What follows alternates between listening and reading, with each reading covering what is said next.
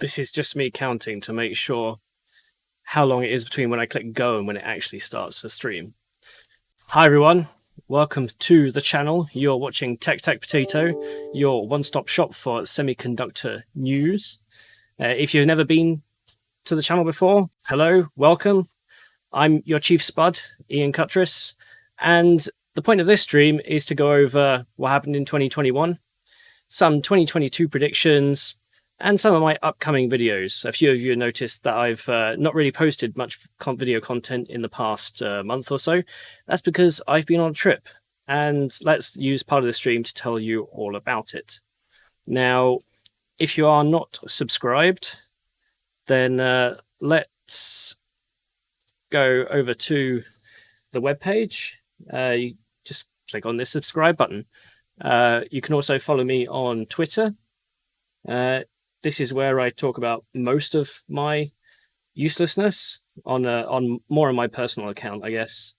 And for example, this is my video that's done the best so far about IBM making 2nm chips. And I want to talk about this tweet later. And then not only can you follow on Twitter, there's also a Patreon. Many thanks to the 150 of you who are already part of the Patreon. If you sign up, you get access to the Discord where we talk about the latest technology, and we've got a load of people there sharing the latest scientific research, and that's always a good buzz. And, you know, to be honest, sometimes I wish I had more time to read all of it. But if that's your gig, then come along. And as a patron, I have various levels based on all the fun CPUs that have come out. If you're extra special, then we've got a special CEO tier. That's me with Lisa Sue, and hopefully I'll get some chance to speak to Pat. And there's a photo of me and Jensen somewhere along the lines. But going back to, I guess, let's start with 2021. What a mess. Well, I should say that if you are watching the stream live, it is Christmas Day. It's 10:30 p.m. So I hope all of you are either in the middle of drinking or eating turkey or doing what you do for Christmas, whether that's a holiday for you or not. I still don't know why people say Happy Christmas when it's Merry Christmas. Maybe they're confusing it with Happy Holidays or Happy Easter. Or, you know, Happy Festivus and all that sort of thing. Now, this is meant to be a family-friendly stream. But I will be drinking on stream, and what you see here is, if you follow my Twitter, you'll know that this is a mixture of sambuca and kombucha. So kombucha, sambucha, it's really nice. And because this might be a long stream, I've also got a second drink, and here we have some Old Moot cider. That's M-O-U-T, Moot, watermelon and lime. I've already poured that into a mug, so that's what this mug's going to be. And yeah, if you follow the same sort of people on Tech YouTube as I do, you'll notice that I was recently on 2 different live streams, both of them about 3 hours, one on tech deals, one on craft computing. I highly encourage you to go check them out because I'm extremely jet lagged and tired in both. But we talk a lot about general stuff that's happened in 2021. We're still in the middle of a silicon shortage or a supply chain shortage or a semiconductor shortage, however you want to pass that. CPUs seem to be relatively widely available. GPUs are still, you know, hen's teeth, really hard to come by. DDR5 memory. And if you've seen the thumbnail for the stream, you'll just notice that I've got a few memory kits in. Crucial were kind enough to send me way too much memory for DDR5 for our Old Lake and future testing. JDEC, obviously, so none of that fancy expensive stuff. We just on AnandTech just had Gavin do a memory scaling feature where he takes DDR5, you know, takes a 6000 kit from G.Skill all the way from 4800 CAS latency 32 to 6400 CAS latency 36. That's a fun read. A few other comments on the article was, can you test at lower frequencies in the games to show some of the differences? After Gavin's had his Christmas, he's going to crack on with that. And during this upcoming week, it's a case of videos and preparing for CES coming up, but we'll get to what's coming up next year in a little bit. So let's talk about 2021 to start with. Yeah, it's been a mess. CPUs that have launched. We've had Rocket Lake, then we had APUs from AMD, and then we had Alder Lake. So that's pretty bland. If you just look at the desktop, mobile's been a bit more varied, and we've seen K's and U's and H's and all those fun SKUs that are coming out. It's becoming so much of a hassle to test laptops properly these days, because they've just got so many features and so many different variables go into how their boost frequencies work. It's really hard to get a kind of a definitive I've got a video on my channel that's worth a watch. Let's see if I can bring it up here, or at least this one here, which says laptop performance exposed, how all laptop manufacturers bend the rules. And that's well worth a watch, even though lots of manufacturers are still saying, do you want to review our laptops? So that is quite fun. And then we've still had semiconductor shortages, silicon shortages. The thing with DDR5 that I've heard is that it's the PMICs, or the power management ICs. So if I crack open some memory here,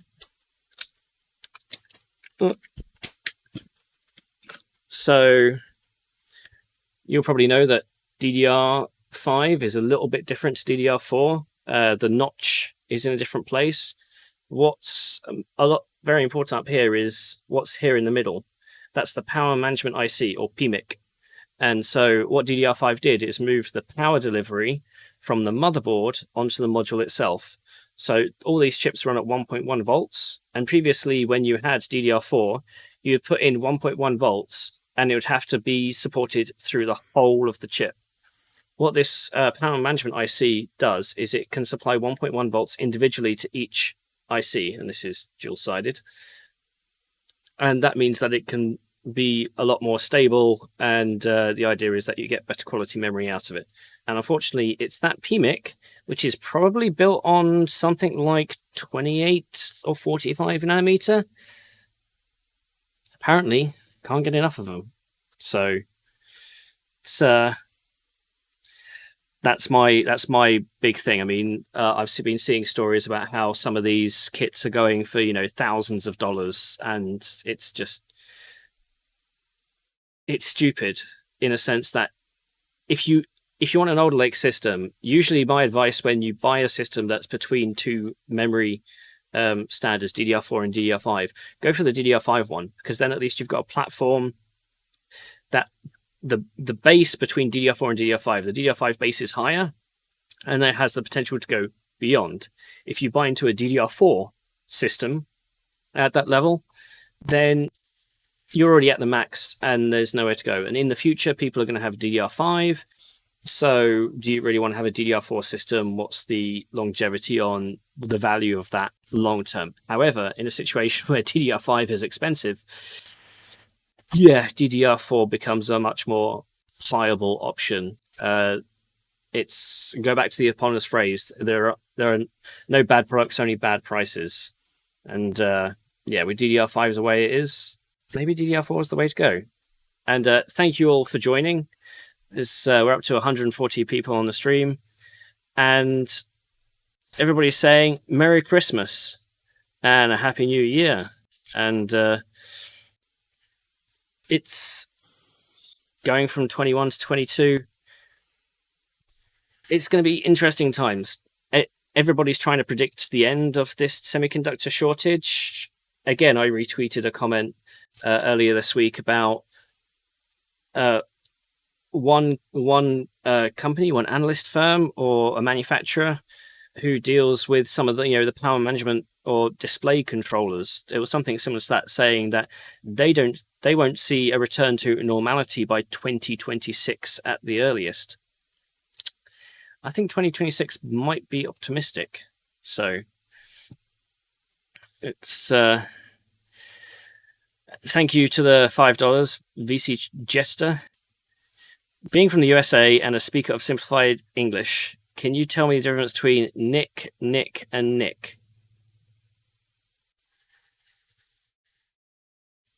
Because I'm reading them all as Nick VC, I don't think I can.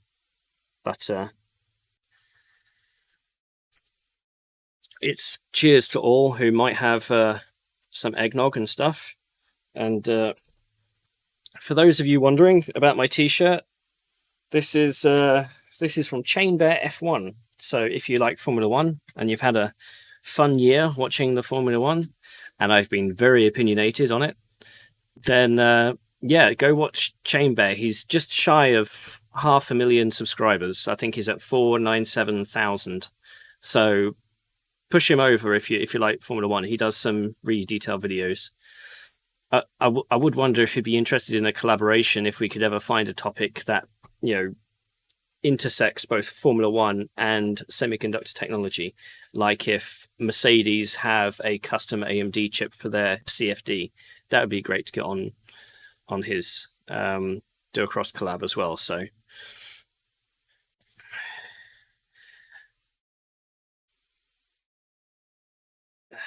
I do have some thoughts on the World Championship conclusion, though I would eliminate half the people watching who care. I'll eliminate half the people who don't care about F1, and then out of who are left, eliminate half the people that are Max Verstappen supporters, because I really think Michael Massey needs to be fired. Verstappen definitely a worthy champion across the whole season. He was the better driver, but in that instant, it was the rules that dictated the final race. It's always a question of I'm speaking F1 now, but generally in sports, the idea is that you have a rigid set of rules and everybody adheres to the rules. With Formula One, or with football, or with my football, soccer, you have an individual referee on a pitch and you have two linesmen and then maybe a fourth referee in the stands. And the rules aren't necessarily rigid. It's down to the interpretation of the rules by the referee. And you'll have some referees that are light on the rules, some referees that are heavy on the rules. Some referees are very yellow and red card heavy. Some will let some fouls go when they shouldn't be. F1's moving more into that direction right now. Unfortunately, we only have one referee. And arguably, it becomes a deeper conversation about what Michael Massey's role is versus the stewards, because it's actually the stewards that hand out the penalties. But you also have the director of the race, and Michael Massey doesn't have a team, and Herbie Blash was second to Charlie White.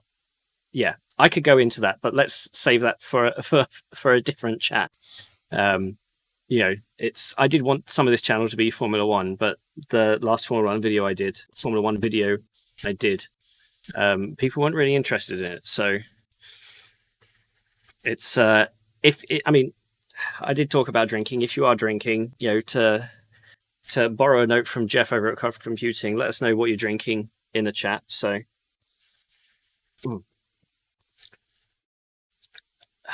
It's so let's talk about the rest of 2021. What a mess. Part of what I think is travel and lockdown. I mean, so I'm speaking about it from my perspective, from somebody who likes to travel to events, somebody who wants to be there in the room when I'm talking about things, or when things are being talked about, when products are being launched.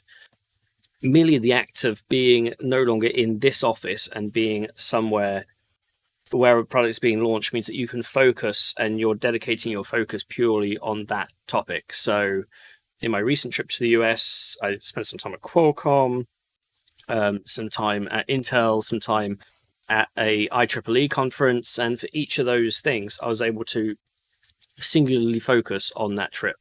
So the fact that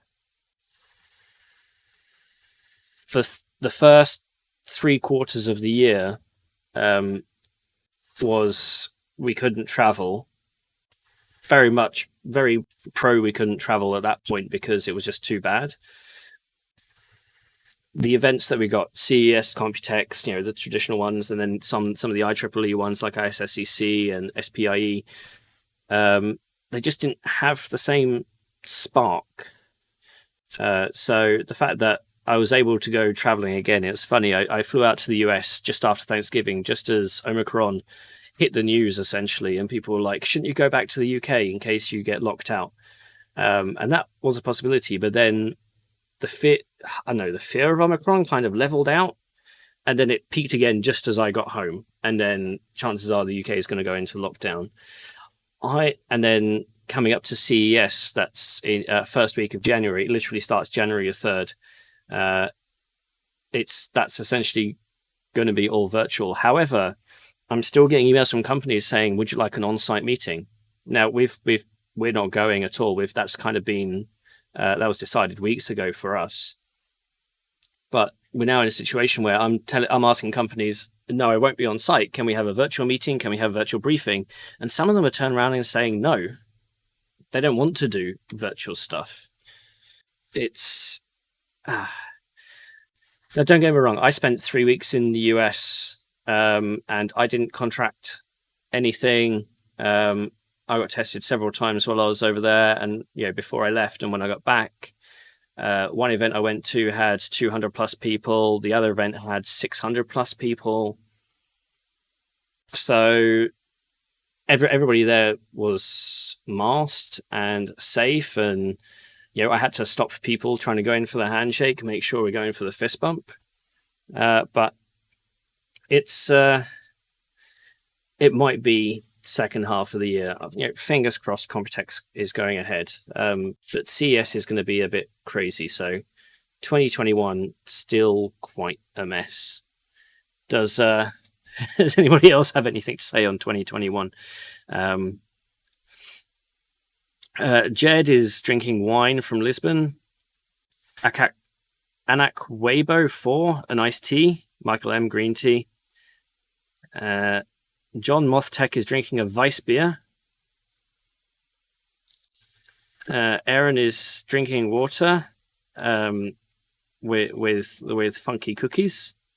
I'm pretty sure I'm demonetized already, but let's see. And Janus is drinking water. He's not touched a drop in 16 years. Good for you, man.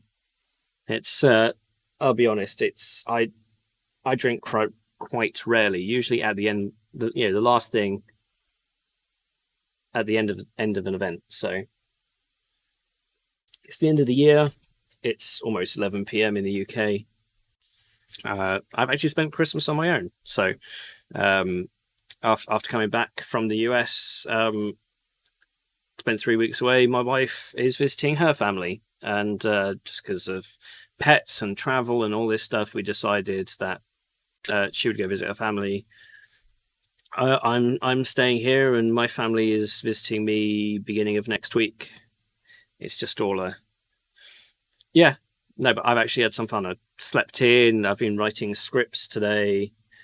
And by scripts, I mean code, not as in video. I probably should have been working on some video and going through my expenses from a US trip. So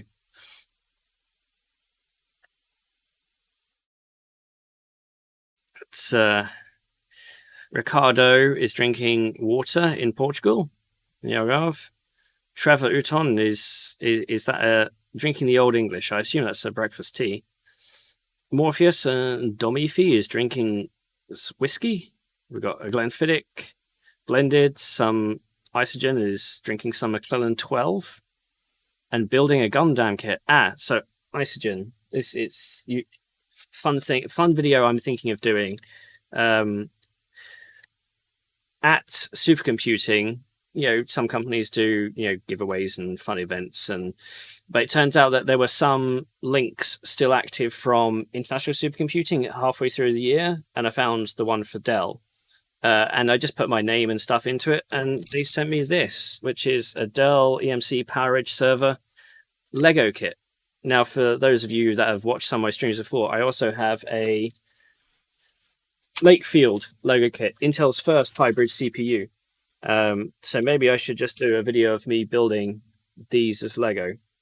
And this is 58 pieces. I think this is more like 30. So it's ages. This one says ages 10 to CIO, Chief Intelligence Officer. So CEOs can't do it. But a 2U rack server. If this is last year, then it's probably still Intel. So we'll see. It's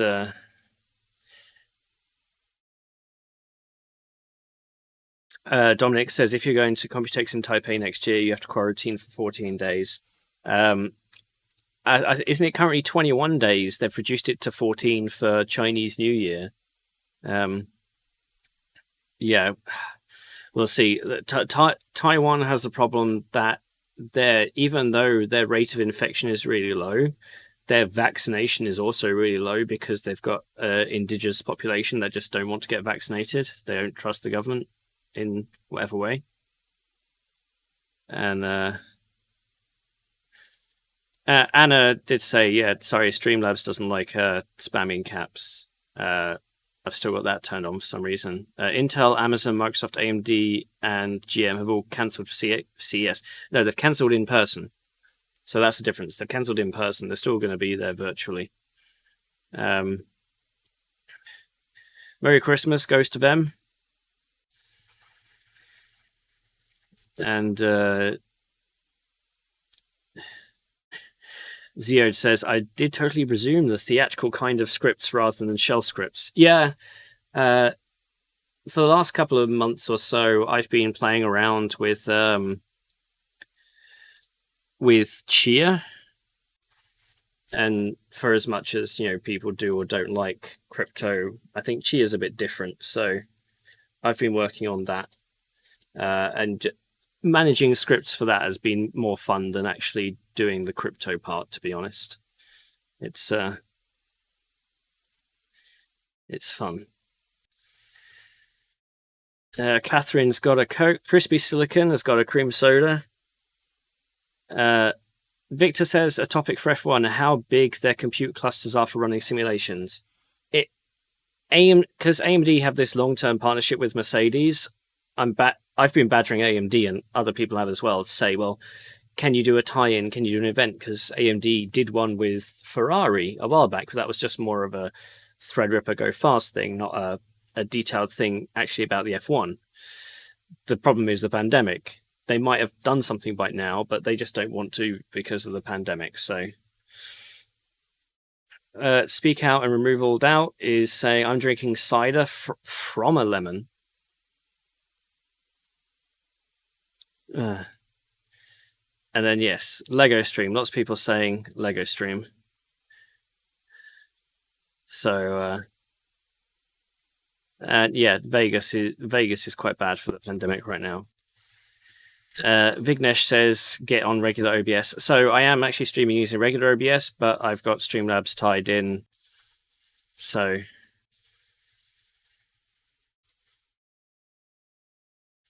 it's, and yeah, Eric says, Saturnalia. Yep. Saturnalia, Festivus, Mythrasmus. It's, Steez is talking about the hospitalization rate for vaccinated people on Omicron. Yeah, but it's the long-term stuff. I know people who have long-term COVID, and I don't want to get it. Let's put it that way.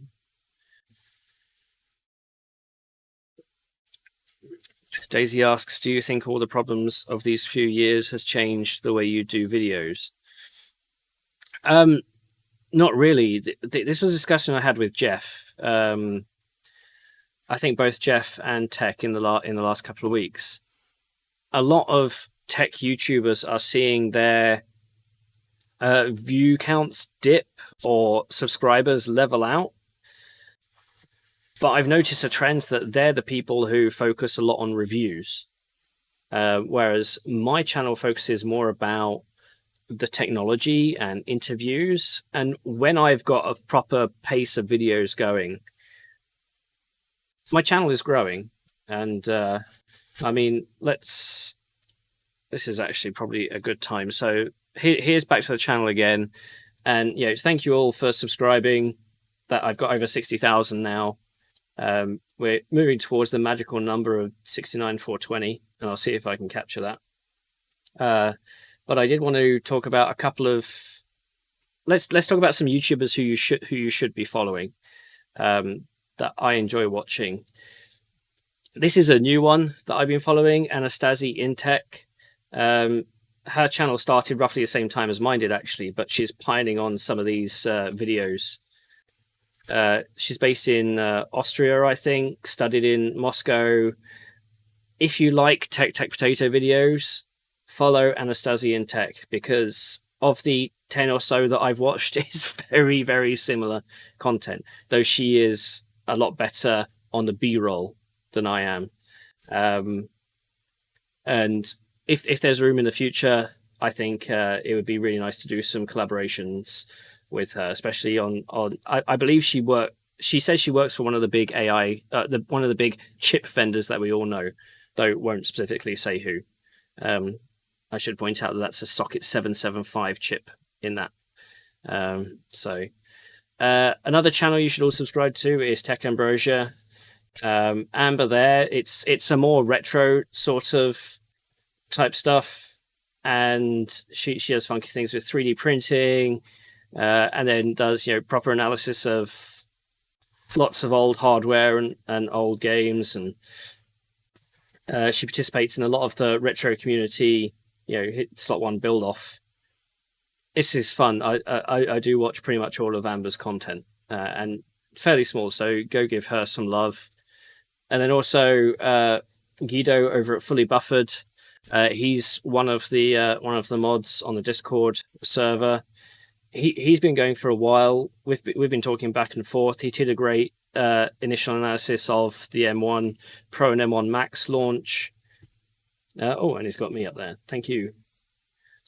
And yeah, that went from 2.76 to 2.77.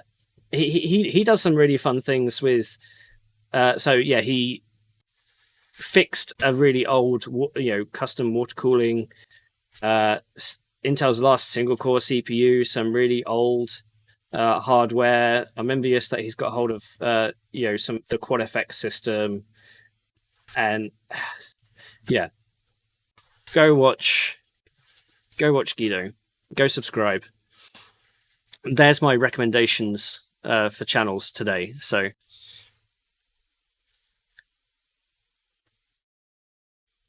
and let me go back to the chat. Hi Peter, Merry Christmas.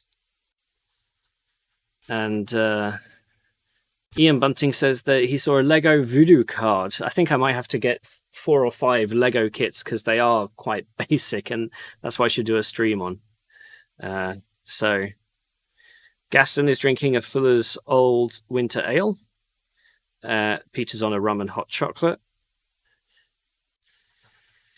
Anna said Lisa was at Mercedes on at least one occasion. They had Toto and Lewis at one of the presentations where they were being quite bland. And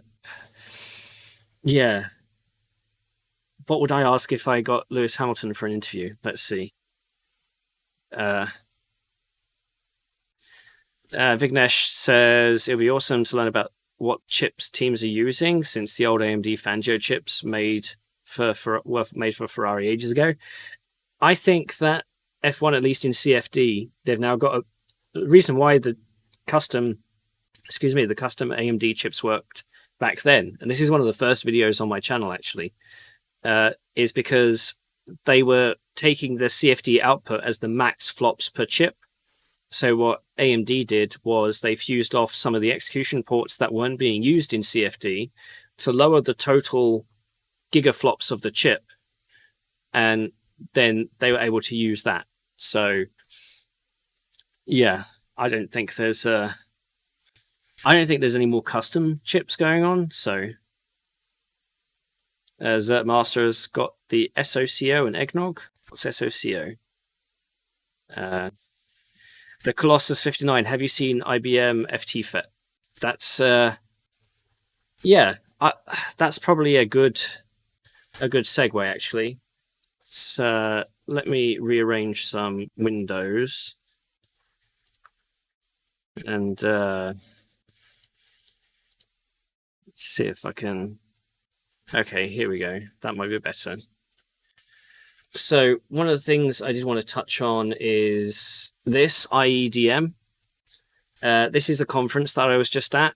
If you don't know what this is, International Electron Devices Meeting. It's an IEEE conference. Usually they have about 1,300 people. This year they had about 600 in person, 670, I think they said. And this is one of the few in-person conferences that have gone on. And it's a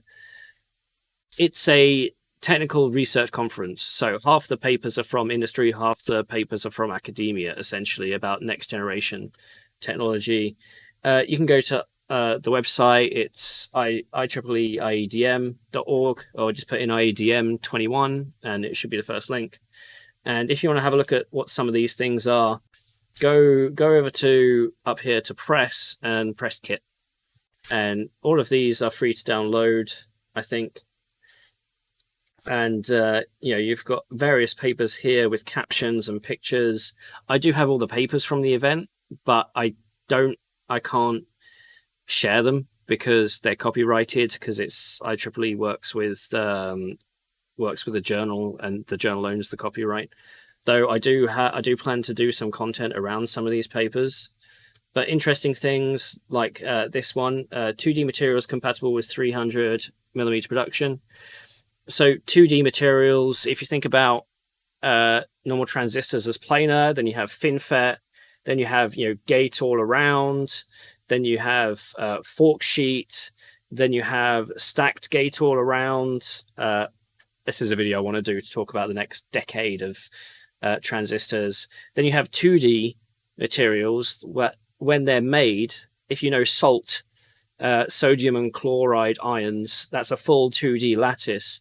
You can get some design, some combination of metals where all they form is monolayers, and that's where the 2D comes from. Because you know that graphene or graphite is just a sheet, and that's a 2D material, but you can have multiple layers of graphene or graphite. This is what a 2D transistor is, except that graphene isn't being used for those. Here, the biggest contender right now is molybdenum disulfide.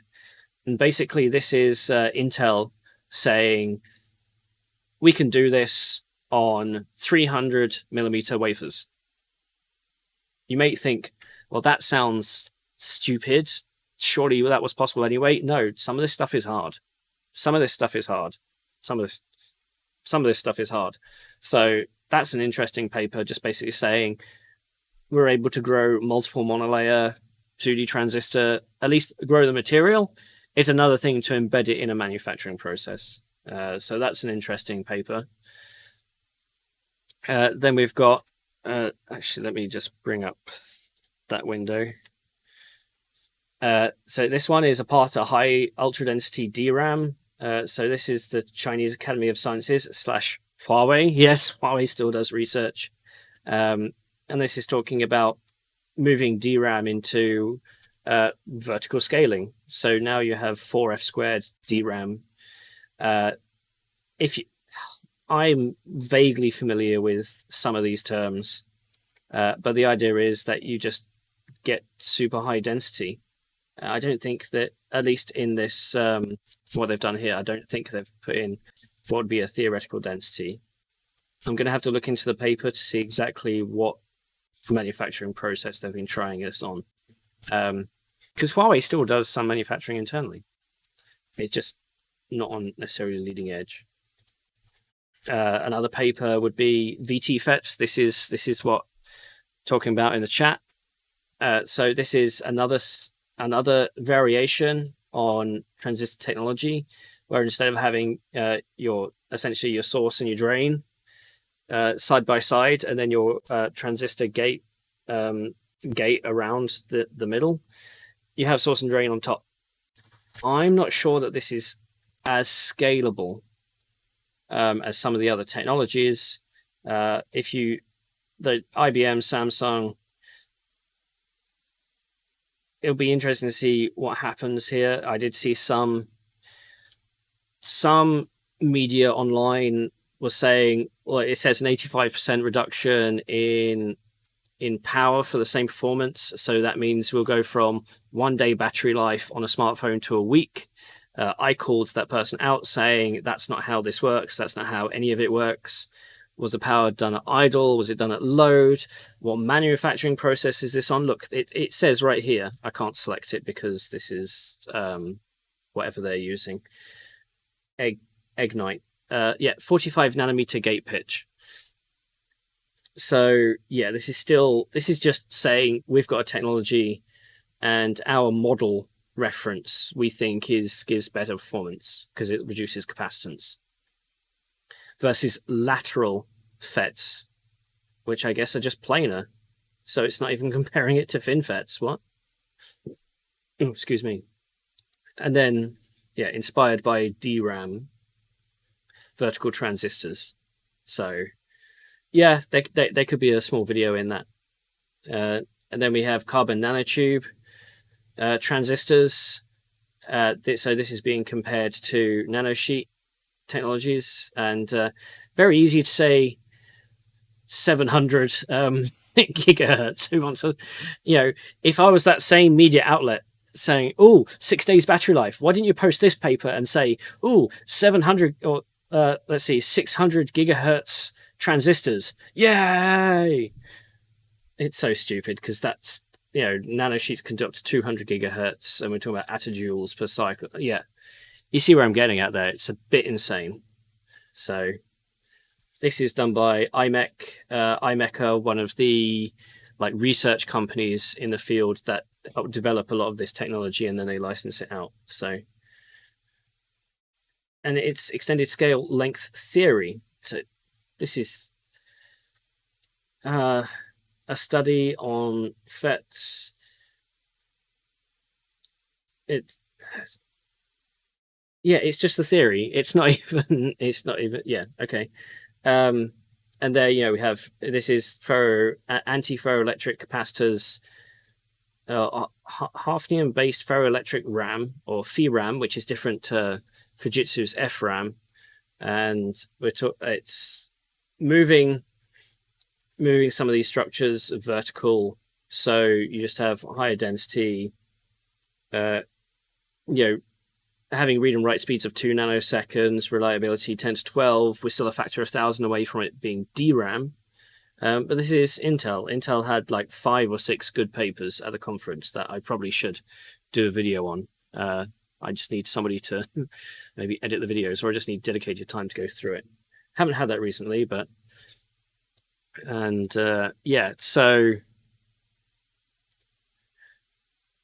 instead of what a mess, IEDM is one of the key conferences I like to go to because it just has stuff like this, and I can read through it and I can totally geek out, as Gelsinger would say, on it. So,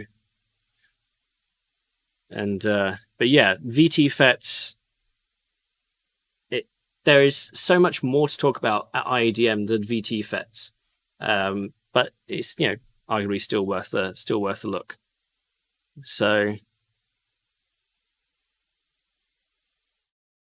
Let me put the link for the IEDM press kit in the chat in case any of you want to go see. Everything I pulled from there is from the press kit, so feel free to go nuts. And if you have access to journals, then you might be able to find the papers by now. Not sure.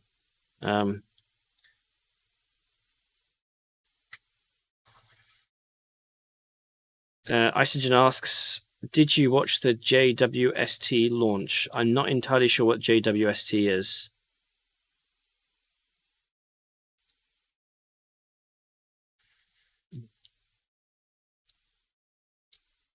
Johnny says, need to be hired by IBM to create the architecture of next generation architecture for computing.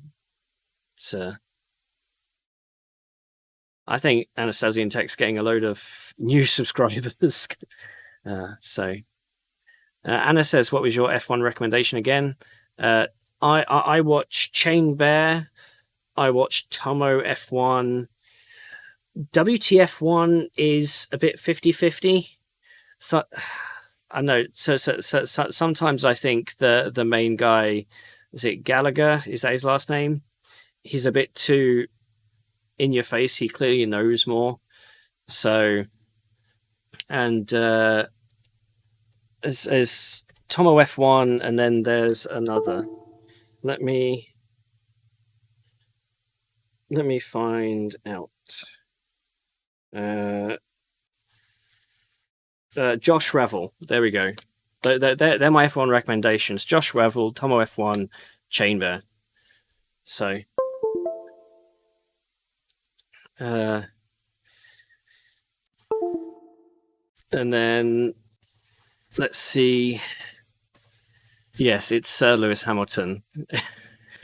It's funny when you say Sir Lewis Hamilton, some people get annoyed, some people say you're taking the mick, and yeah. Oh. Who Made says, can you go through what's on your shelves behind you, please? This is my CPU store. This one says Intel high-end desktop. This one says Naples and Rome. Then we've got AM4, AM3, Threadripper, and Kabini. So two very opposite chips. FM1, FM2. There's some 775s up there. And yeah, this is my chia farm. And lots of other stuff besides, and the test system that I've decided to put the potato logo on. So there's a lot more. I probably can't tell you much. Well, I probably can, but probably shouldn't. So I'll keep saying. And then Armavia says Anton 3 for CFD. I still wanted to do an Anton 3 video. You ever get to a point where you have 25, 30, 40 videos you want to do, but you know each one's going to take around 20 hours of work to put in, just because I need to do the full research, then I need to write it, then I need to film it, then I need to edit it, and then at the minute I'm still a one-man operation, so it's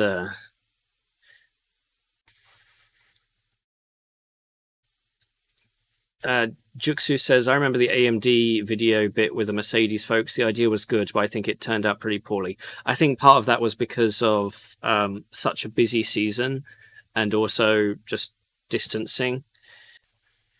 A lot of people in those positions are trained to just be generic PR for their sponsors. So Mookie says, diet root beer in my cup.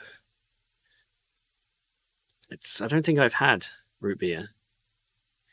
Tenki says, what do you think? Will Intel stock rise after DGPU launches? Let's wait until we get into the predictions before we go on that.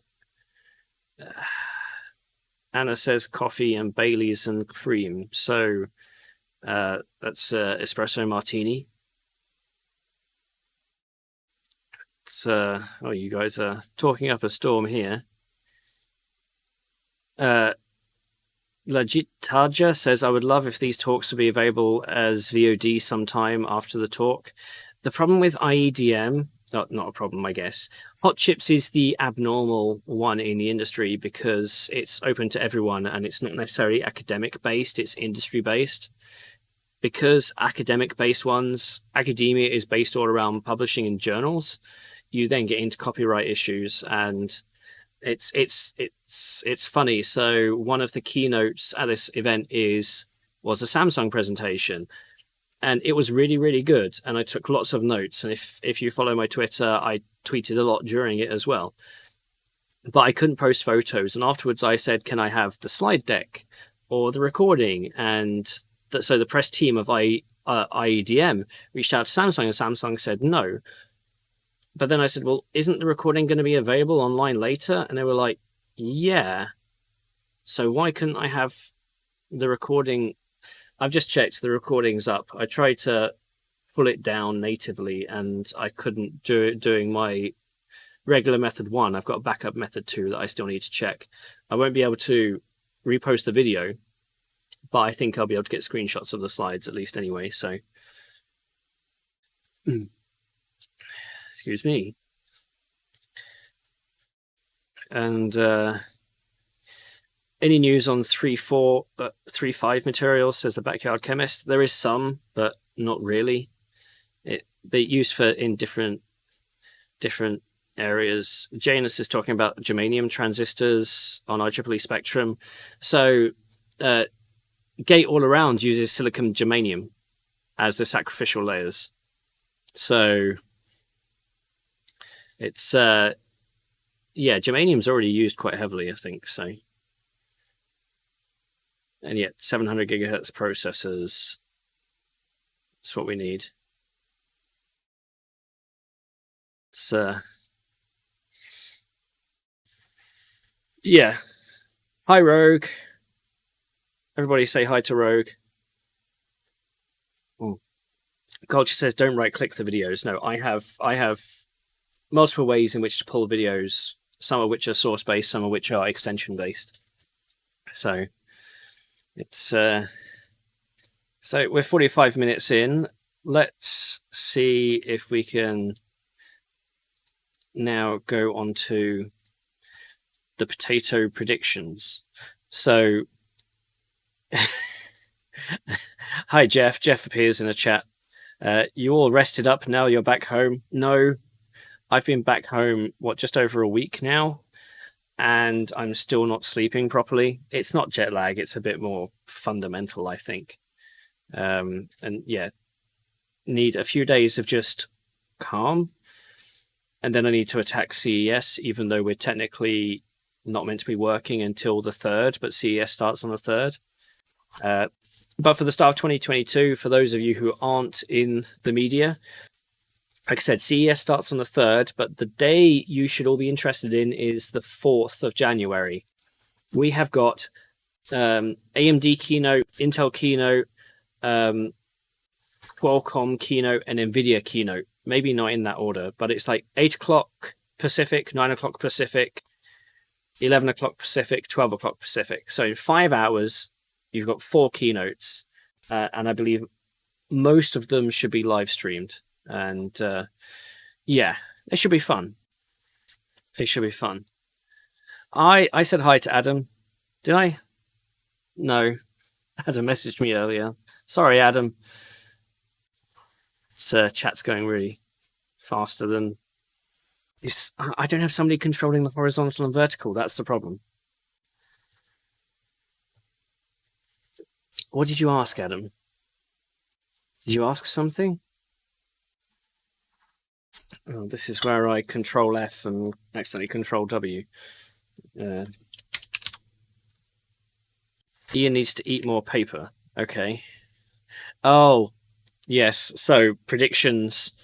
So PC World. This is why I'm doing a 2022 predictions live stream, because PC World did a predictions live stream.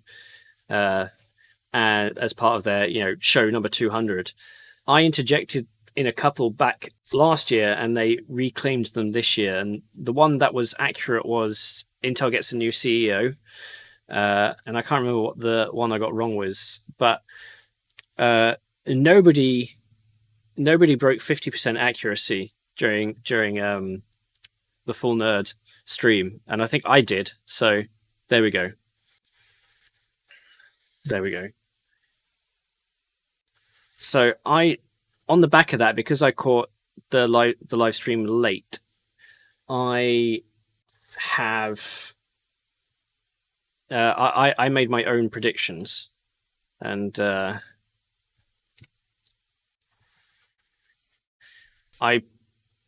wanted to let's start that again. I made some of my own predictions, And on the TechTechPotato Discord, if you're not a member, go join the Patreon for as little as, I think it's £1 a month, $1.50. You'll get access to the Discord where we talk about the technology, we talk about the research, but I also put in what is everybody's predictions? And I'm going to go through some of them here. I'm just going to read them out because if I have everything on screen, people will jump ahead. But okay, so I think I made 14 predictions myself. So let's see if you agree with any of these. And yeah, let's get it so I can see chat properly and zoom in because I'm getting old and blind. So number 1, Intel Sapphire Rapids won't be generally available until in 2022. It'll be a 2023 product. Right now, Intel is saying that Sapphire Rapids will launch in the first half of 2022. This is what I think they've been saying, but that launch will be for specific customers only. General availability is when the rest of us can buy it, for those of us in a position to buy those sorts of systems. Sapphire Rapids should be generally available, the notion was, in end of Q3 or Q4. What we're hearing, and if you're a subscriber to Charlie over at Semi-Accurate, is that there might be a delay. And given Intel's history, even though Pat is at the helm, Sapphire Rapids is still a pre-Pat product. So if there is a delay, and I'm hearing that there are, maybe some validation issues, that we might end up having Sapphire Rapids pushed to general availability in 2023. It'll be interesting to hear when Intel does its financial update at the end of their Q1, which I think is end of January for their financial Q1. That let's see if they mention that if there's a delay or not. If not, and if any of the financial investors are on watching, if not, I'll ping Stacy. Stacy might have this on his list of questions to ask. Simply, is there should we consider Sapphire Rapids as a 2022 or a 2023? For financials, Sapphire Rapids will definitely be a 2023 revenue product, either way. And so that's prediction 1. Prediction 2 is that Intel is killing Threadripper. We were expecting Threadripper to come out, Zen 3 Threadripper in Computex in 21, so June, end of May, beginning of June, and it didn't.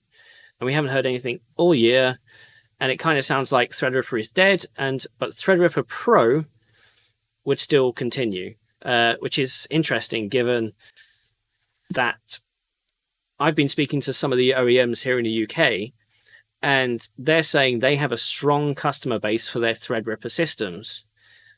And some of them really want Threadripper Pro, but they want the Zen 3 Threadripper Pro. At the minute, they're having to go Epic, so maybe there's more room for a Threadripper Pro enhanced system there. So this is what I think is going to be called Chagall Pro, and I'm hoping it comes out in Q1 22. But my second prediction is regular Threadripper disappears, and we're left with Threadripper Pro. I don't think we'll see any regular Threadripper products in 22.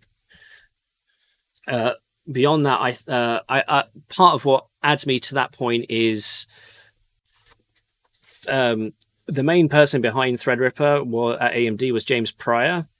James Pryor now does PR for Sci5 and Ice Giant.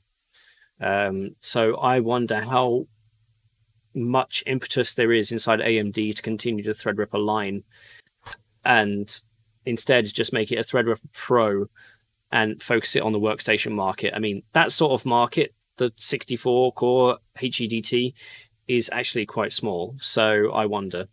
That's number 2. Let's see if there are any other questions about some of those predictions.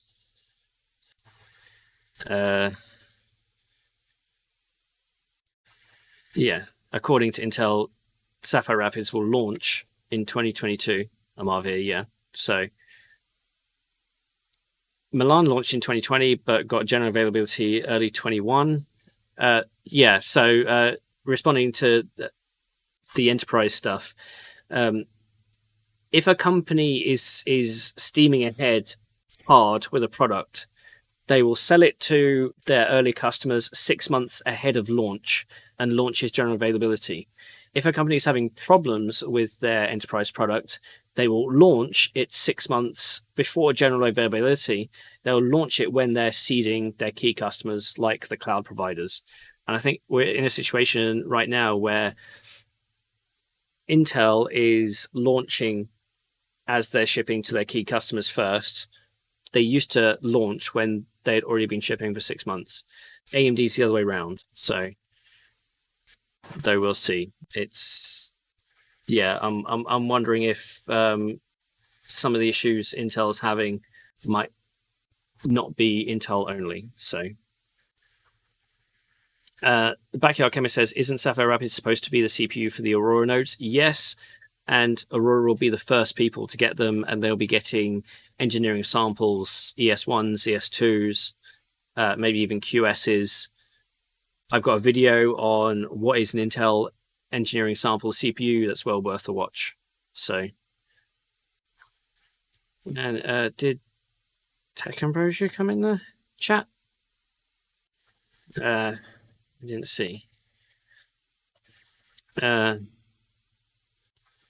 And yeah, and Dangerman says, personally, Chagall or Threadripper feel in 2022 feels way too late. And yeah. Zen 2 Threadripper come to general availability. Zen 2 Threadripper Pro is now generally available, yes. Lab, I do see a question about AMD 96 core. When we come to talk about future videos, I'll address it there. Okay, so next series of predictions. Number 3 is the US will publish an exascale system in the top 500 list in 2022. I perhaps should have said in the first list of 2022, which is the June list, ISC. I'm only saying this, and I think this is pretty safe, given that when asked, Jack Dongara expects Frontier to be, one of the first US exascale system up and running. So I think that's a safe bet. Prediction number 4, one of the big research institutions will claim 1 nanometer transistor test chips, specifically around 400 million transistors per square millimeter. The reason why I made this prediction is earlier in 21, there was a TSMC paper which a lot of media reported on, saying 1 nanometer test silicon. The problem is it wasn't 1 nanometer test silicon. We had IBM do the 2 nanometer, and you could argue that their number of 333 million transistors per square millimeter is more like a 3 nanometer or a 2.9, if you follow the scaling. The TSMC paper with the 1 nanometer wasn't actually anywhere. What they were talking about was the interface contact between a 2D transistor and what should normally be silicon. They were using bismuth, and the whole paper was about adjusting the band gap to make sure that you have electrons in the right band. So it wasn't 1 nanometer. It was just extrapolated by the press to be 1 nanometer. It was purely to do with it was purely researched based on silicon contacts. So this is why I'm saying my prediction is one of the big research institutions will claim 1 nanometer transistor test chips. So that means that they will actually say we have full transistors working in a 1 nanometer scale. Yes, these are names, and probably million transistors per square millimeter is the better metric. That's why my prediction is 400. But yeah, it's the 1 nanometer will claim. And don't forget, once we start stacking transistors on top of transistors and we get, say, 1 billion transistors per square millimeter, we'll be talking the equivalent of picometers. So yeah. And it's So number 5 prediction is perhaps going to be this might be a controversial one, but I'm saying that Intel will not launch a desktop CPU in 2022, 13th gen. So whatever, so it's meant to be Alder Lake, then Raptor Lake, then Meteor Lake. I don't think Raptor Lake will be sufficiently ready in time for a 2022 launch, even though it's meant to be sort of like a minor update to Alder. I think there may be other things in the industry which get involved in that. So, the rumor is that it's coming Q3, Q4. I just wonder. I really do. Now, bearing in mind that AMD launched Zen 3 in Q4 2020, and we haven't had a new AMD chip this year. So, if you launch it late in a year, just like Alder Lake was launched late, maybe the next year you won't get one. So, that's that's an interesting one. It does depend on how much of a refresh Raptor is, whether they're actually doing some new optimized silicon. And then I'm still not fond of the Intel 7 process in yield or 10 enhanced superfin. But we'll see. I don't want all of my predictions to be safe, but I'll be interested to see what happens there. And I see a lot of people saying that that's interesting, spicy predictions. So prediction number 6.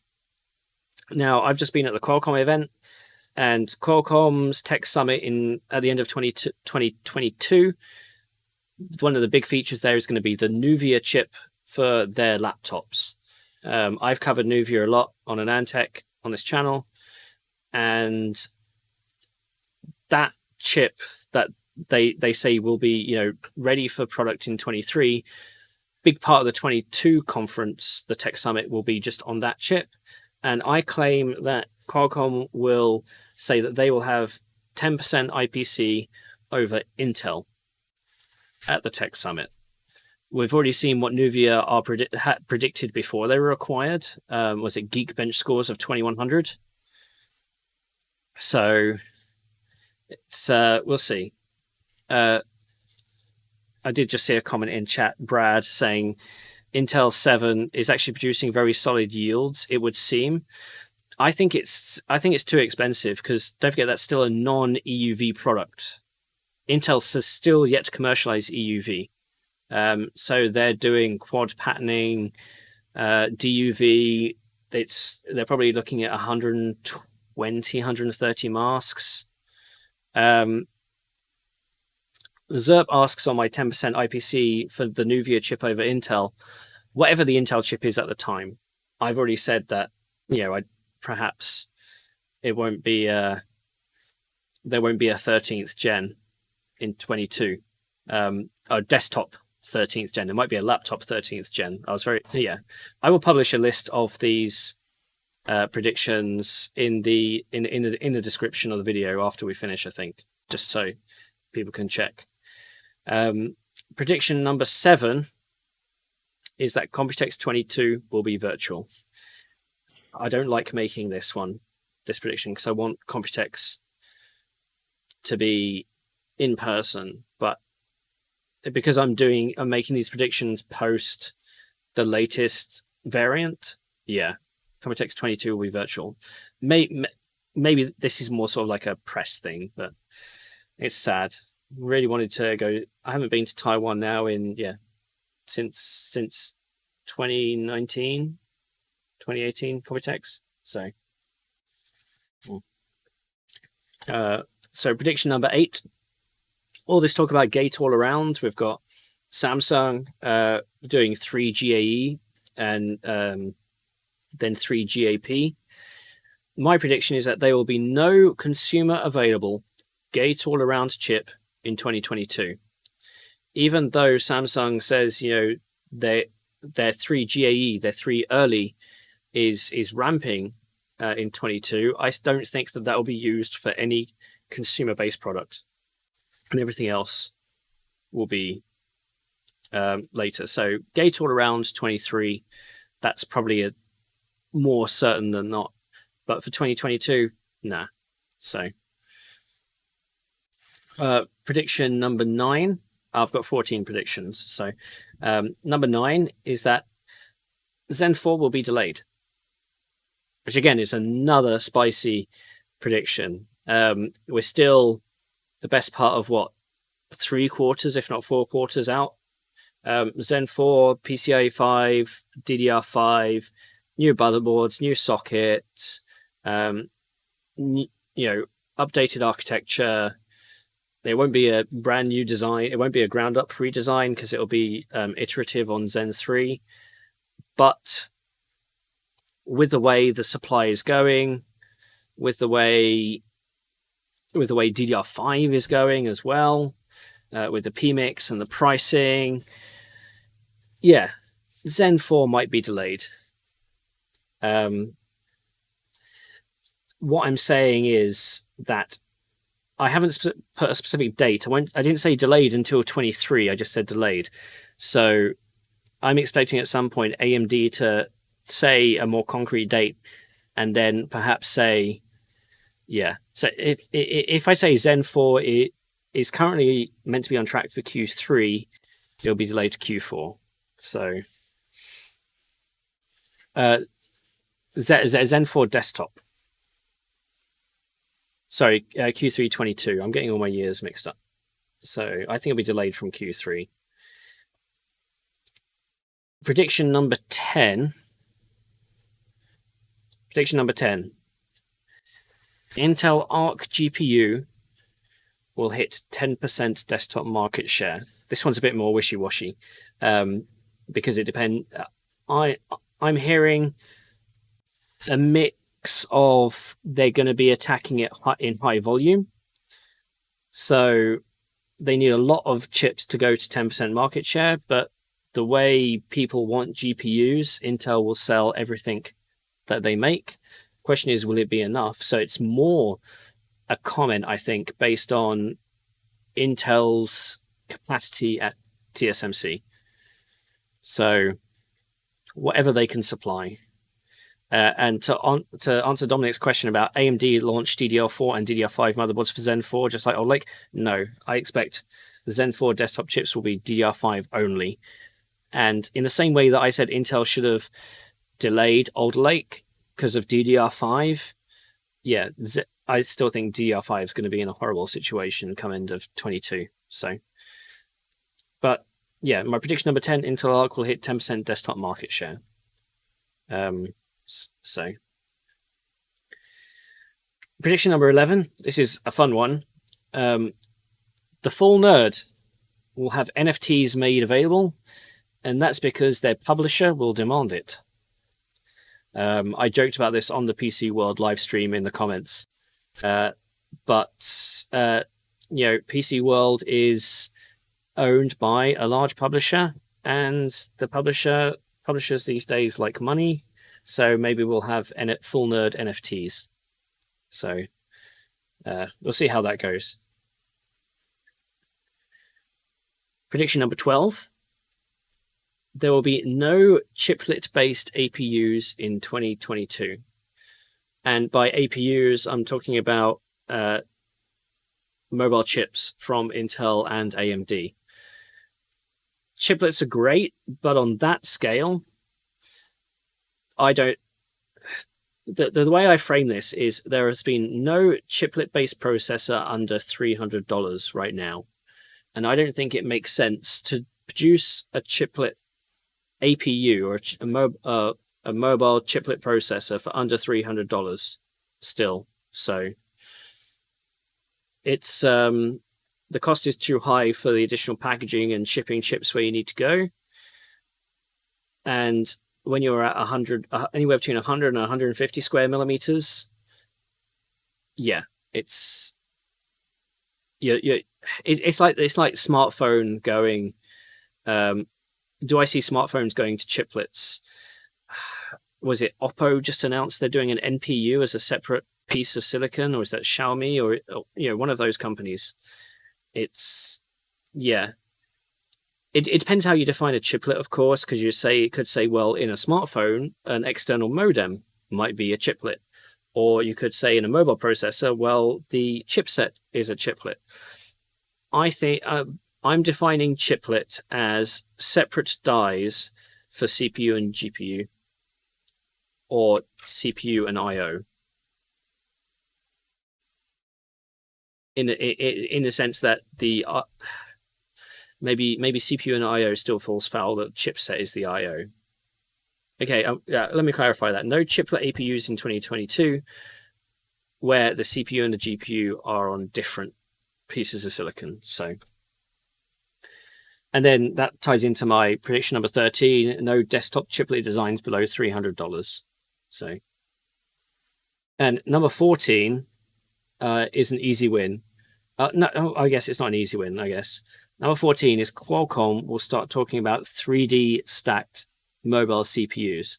And I say this because one of the talks at IEEE-IEDM was Qualcomm, one of the engineers talking about stacked mobile CPUs. The caveat for this prediction is that Qualcomm officially, on sort of through their main PR, not through research events, through their main so it may be end of the year at the Tech Summit, they will start talking about 3D stacked mobile CPUs. I want to do a video on Qualcomm's talk at IEEE-IEDM about 3D stacked mobile CPUs because I think that's really interesting. So, and Baz says, is a laptop with a discrete GPU using chiplets? No. No. It's almost as if I'm defining chiplet as the GPU isn't attached by PCIe, because otherwise you'd say, well, KBG was a chiplet-based CPU. I may need to go back and define that a bit clearer. Now that I'm thinking about it, you're probably all right. Danger Man asks, no GPU predictions. I made an Intel GPU prediction.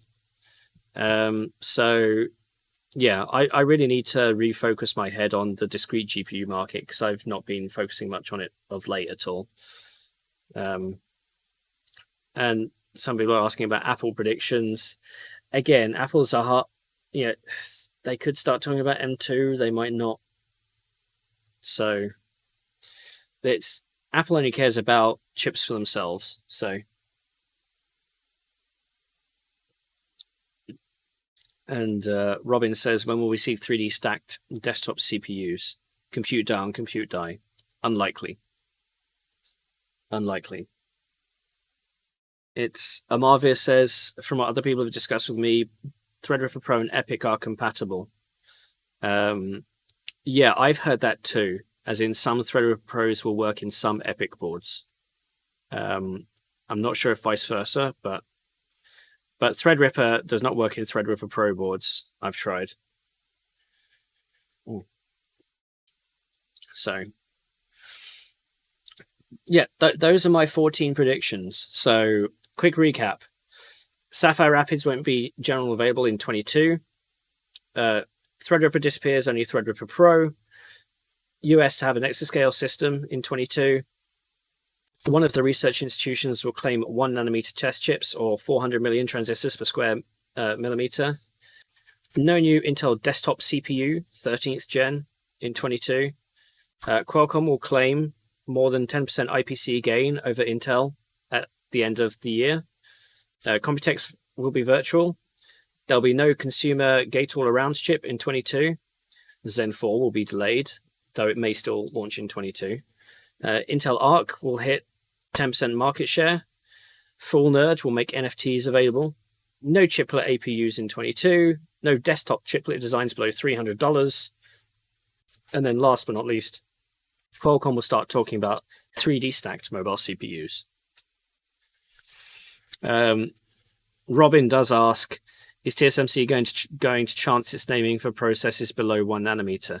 They may have already presented documents talking about they're naming sub 1 nanometer. So, yeah.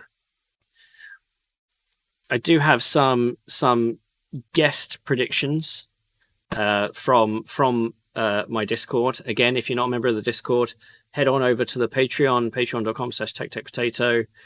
It's $1.50 to join. You get full access to the Discord. The reason why it's not just free access is that there is a lot of crap out there And if you want to talk to me about crap, it's going to cost you at least $1.50 to do it. If you're genuine, then it's the channel's getting really fun. I think there's 150 people on Patreon, and just over half of those are on the Discord already. So it's I do see people talking about Threadripper Pro, and I will say that Igor's lab recently published a slide that says Threadripper Pro, and it shows you all the SKUs. The one thing that makes me dubious about that leak, now Igor's usually pretty good. Meet him relatively regular back in the day, but it says that the chips are dual socket. No Threadripper Pro chips have been dual socket, and if this is Zen 3 based Threadripper Pro, still has to be single socket. The fact that it says it's dual socket really puts me off. So let's go into some of the audience predictions. Dakil has got a ton. I might not mention all of them, but just to go through them. No 3nm device in 22. Yeah, we'll see. MediaTek will license NVIDIA's GPU for Windows on ARM SoCs, similar to how Samsung is licensing AMD's GPU IP. The problem there is I don't know how much other companies are going to do Windows on ARM, because it's not really Windows on ARM, it's really Windows on Snapdragon.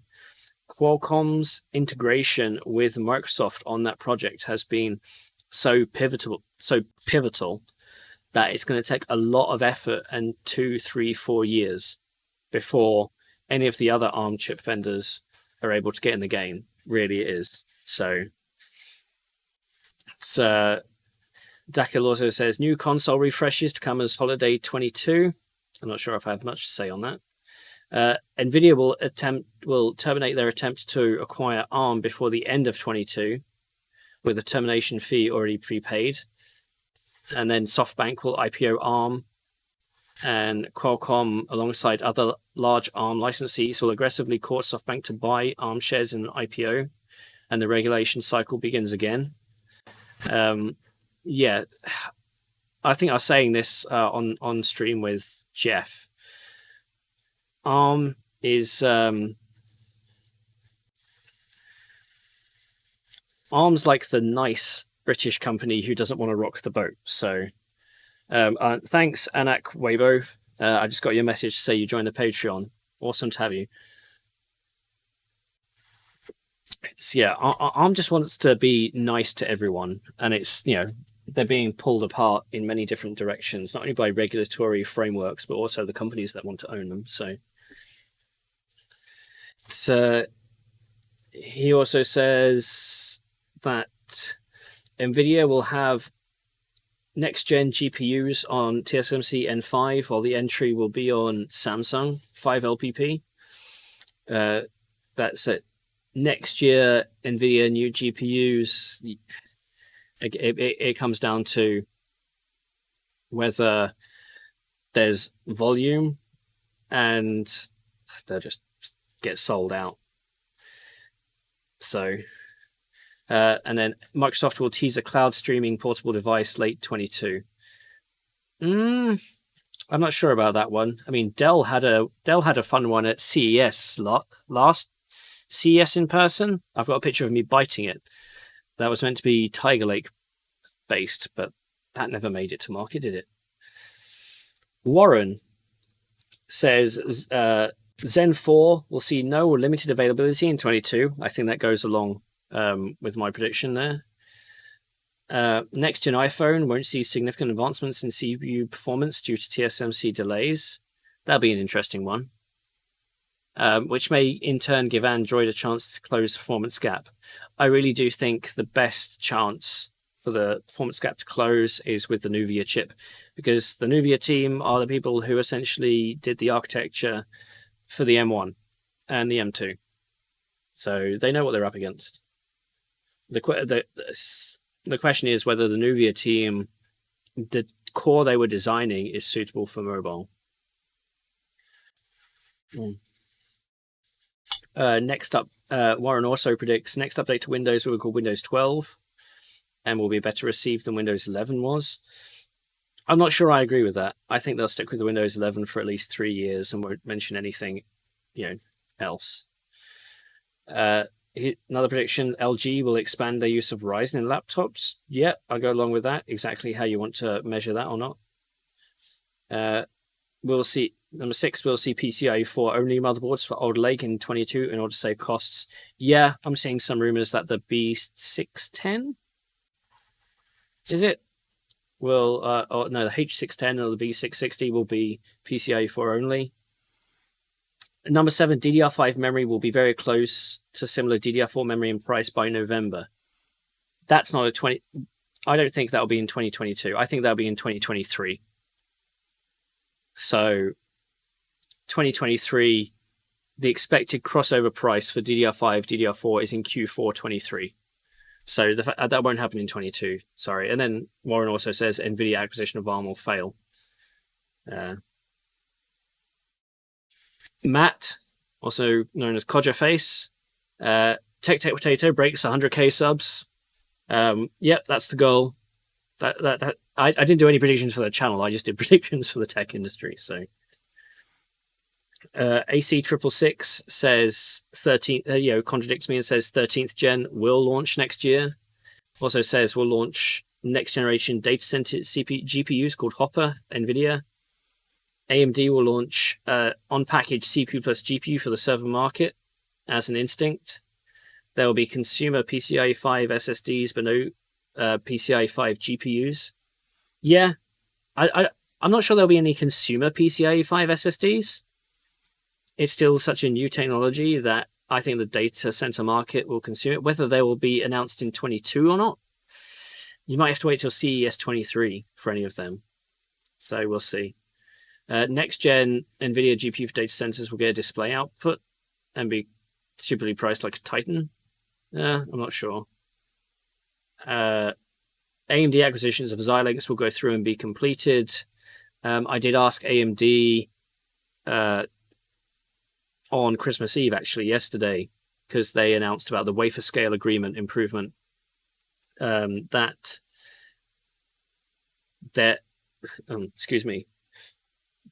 excuse me. I asked if if anything about the announcement would pertain to Xilinx going through, and the response I got was Xilinx deal has not been completed yet. So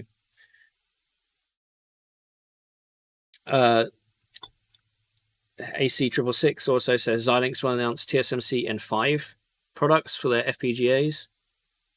Number 9, Intel will announce manufacturing of chips on the Intel 4, with sale going on 23, regardless of how small they are. So they technically already have chips on Intel 4. They're just not being sold. So, and then the fun one at the end, TechTechPotato will sell a potato, and he will drink that with some of Jeremy Clarkson's lager. This is a joke. So, we'll see. It's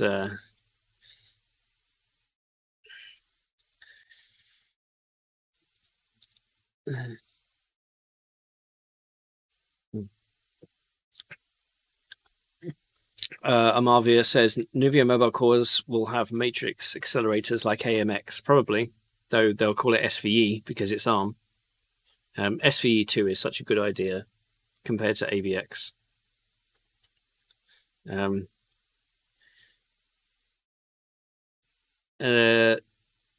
Ruru2 says consumer multi-chip GPU in 22. I'm not sure if there'll be a consumer one. It's still a very difficult paradigm to fix. So I'm not sure. Yeah, I'm not sure there'll be a consumer one because it's just a hard problem. The multi-chip GPUs we're seeing have been more like multi-chip accelerators, like Intel's XE-HP was, that 4 die, but they were showing it off on video encoding for 40 teraflops or whatever it was. So yeah, if there's going to be multi-chip module GPUs, it's going to be via EMIB or EFOB, which is the AMD one. AMD's not using TSMC for that; they're using an OSAT, which is like a third-party packaging company. So it would have to be done that way. But the problem is, you end up requiring lots and lots and lots of power to do it. So that may be where optics has to come in. We'll see. So, will the RTX 4090 be 500 watts plus? No. Or will they tune it down to 450 watts or less? I still think I think they might go 300, 330. The minute you go 350, it's going to have to be water cooled only, and at that point, I don't think it's a consumer card. So,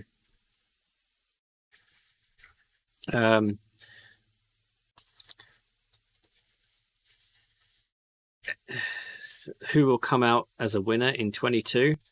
Well, if we've got Vcache versus Old Lake, and then I've said Zen 4 will be delayed, and then I don't think there'll be a Raptor Lake in 22, or at least commercially available.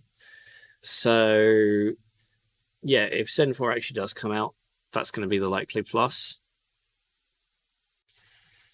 If you're talking about AMD or NVIDIA, if you're talking about the GPU side, don't know. Probably NVIDIA. So that's just because NVIDIA has 10 to 50 times more people working on GPUs. Zertmaster says he just wants a good 8 terabyte TLC M.2. Don't we all? Don't we all? It's Amarvir says MI250X still registers as 2 separate GPUs. Yep, and the 40 teraflop XC HP GPUs got canned. Didn't technically they got canned for commercialization. They're still being used in Intel Cloud, Intel Dev Cloud. So it's Steve says the 3090 is 350 watts and air cooled. Oh, is it 350? I thought it was 300. Yeah.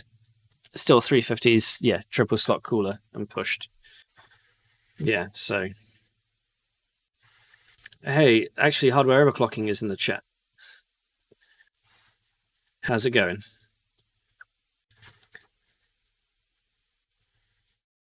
Do you think software is impeding core count growth?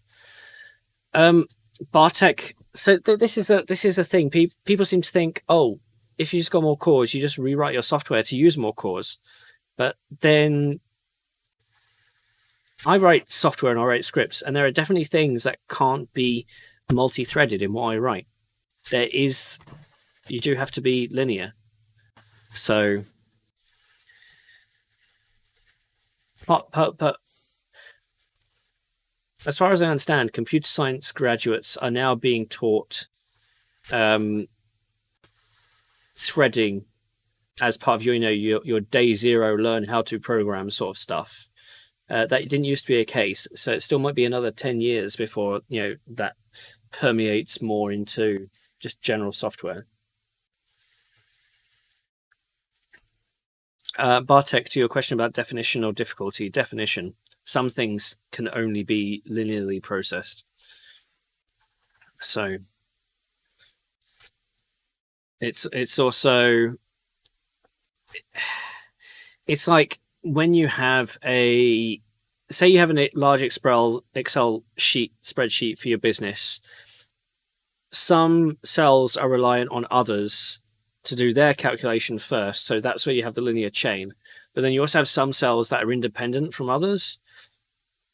And it's sort of a question of, Microsoft's probably got this pretty good by now, but does Excel see those is Excel able to see where the multi-threading is between calculations that have nothing to do with each other versus calculations that have to be linearly processed? It's like if you put a 1 in cell A1, then you go down to A2 and you go equals A1 plus 1 and copy it all down. Technically, then you've created a linear chain. So that's full linear. Whereas if you instead in A2 you put A1 times 1, or A1 times 2, sorry, and then in A3 you put A1 times 3, and then you scroll, then you bring it all the way down.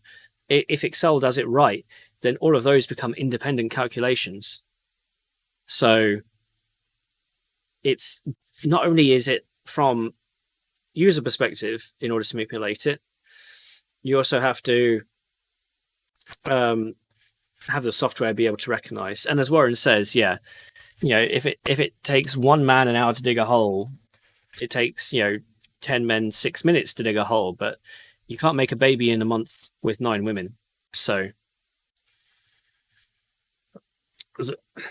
as Master says, it does depend on your definition of a baby. It's circular spherical chickens in a vacuum. We modeled this simulation using spherical chickens in a vacuum. So Rich, did I cover my predictions? I did. I was about 45 minutes in, and we just turned midnight, so Christmas is over. Get back to work. So that's pretty much it for my predictions. Does anybody else have any predictions that they want to get in before we close up this section of the stream? Saying that we're an hour 20 minutes. I'm still on my first drink. This is a thing when I only have, with only one person on the stream, there's not enough time to spend drinking.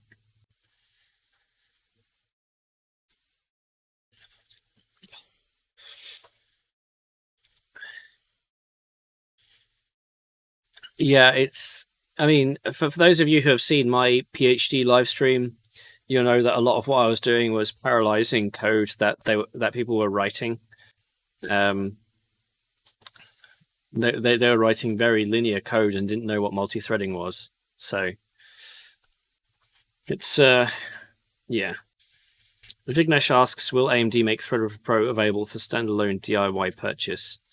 It took about 6 months, excuse me, for Threadripper Pro to be, for Zen 2 based Threadripper Pro to go on general availability. That's because Lenovo had an exclusive.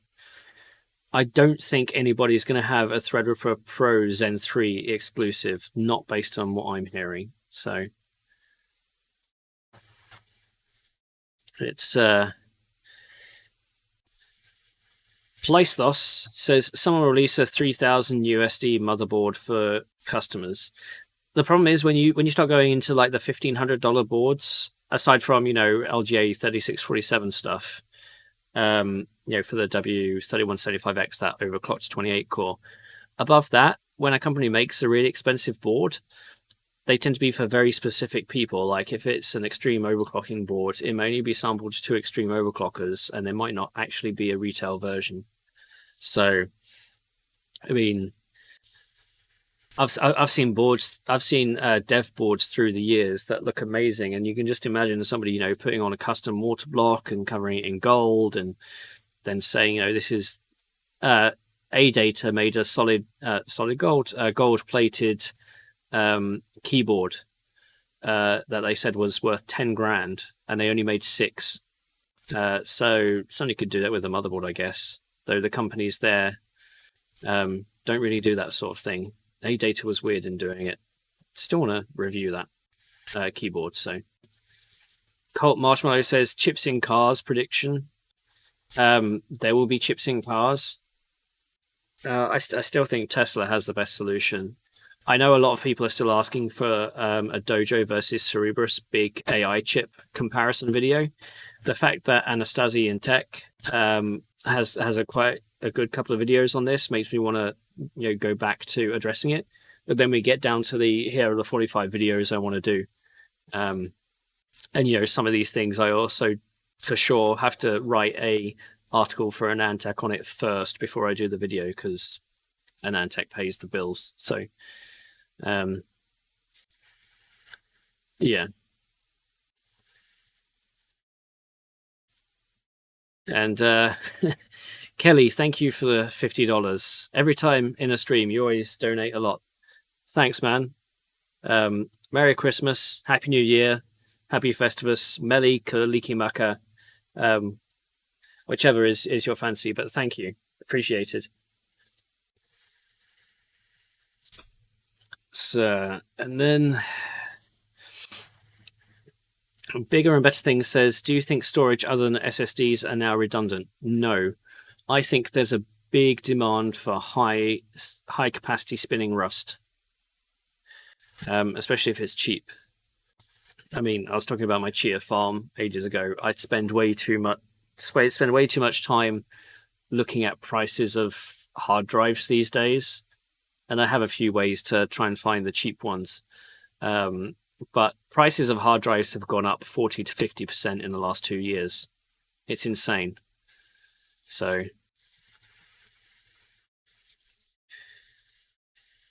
it's Janus says I predict price increases in 22. Yep. Caradog says, do you think the AMD wafer agreement amendment was brought about by the AM4 delay? I think you mean AM5. No, I don't know. No, I just think AMD are trying to guarantee some volume for some of the stuff they might have in their pipe. I did ask if it was related to the Xilinx acquisition going through. Maybe Xilinx needs some capacity at Global Foundries.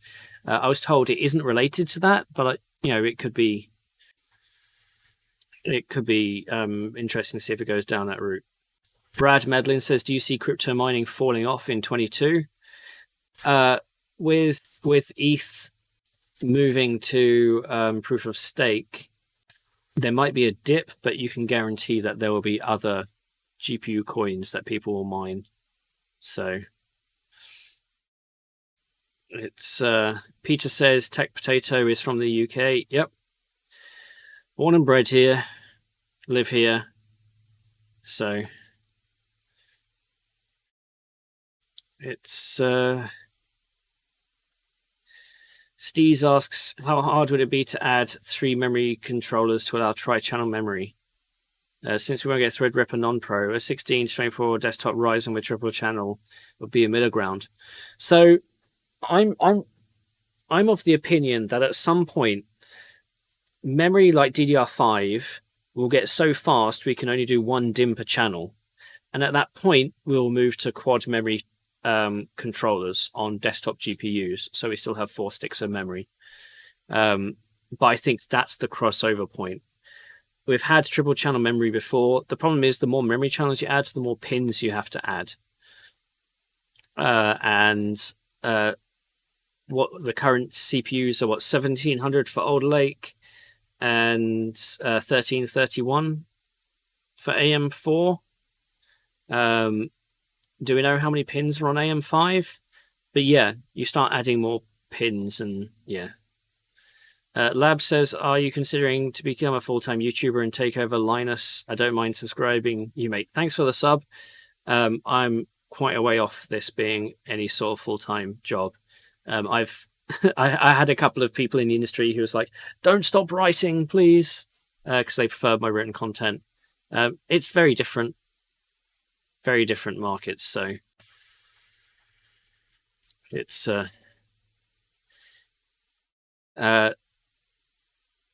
Felipen W says Potato will multi-thread himself in order to get all the videos done. I need to I think I just need to find a video editor at some point. Ruru2 says 16 terabytes for $400.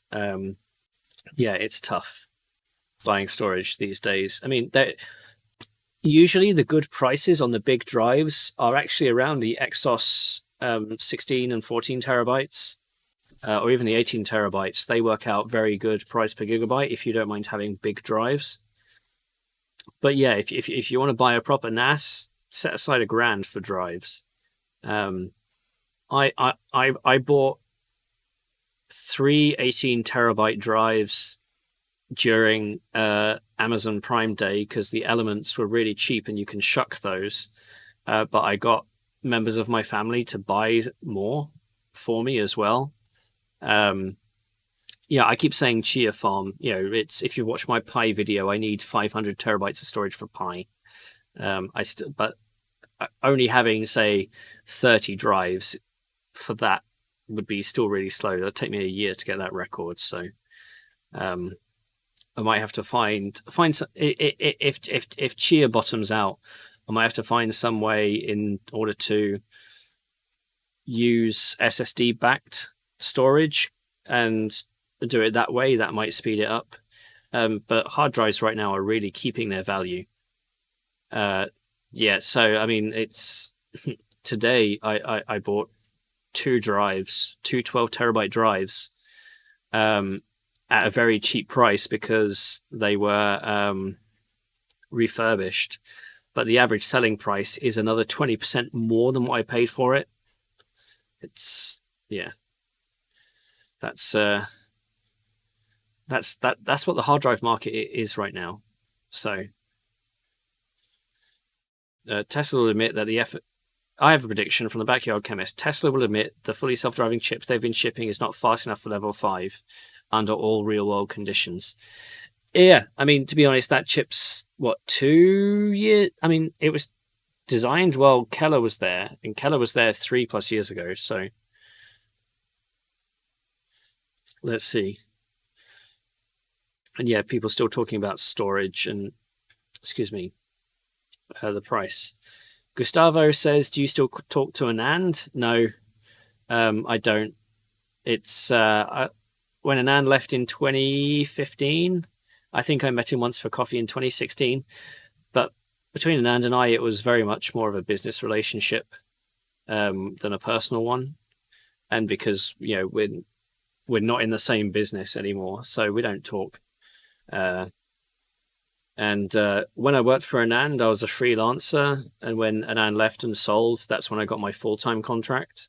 So, yeah, puts and takes. Zeod asks how much potato is in the TechTechPotato diet. Well, there are plenty of chips. Let's put it that way.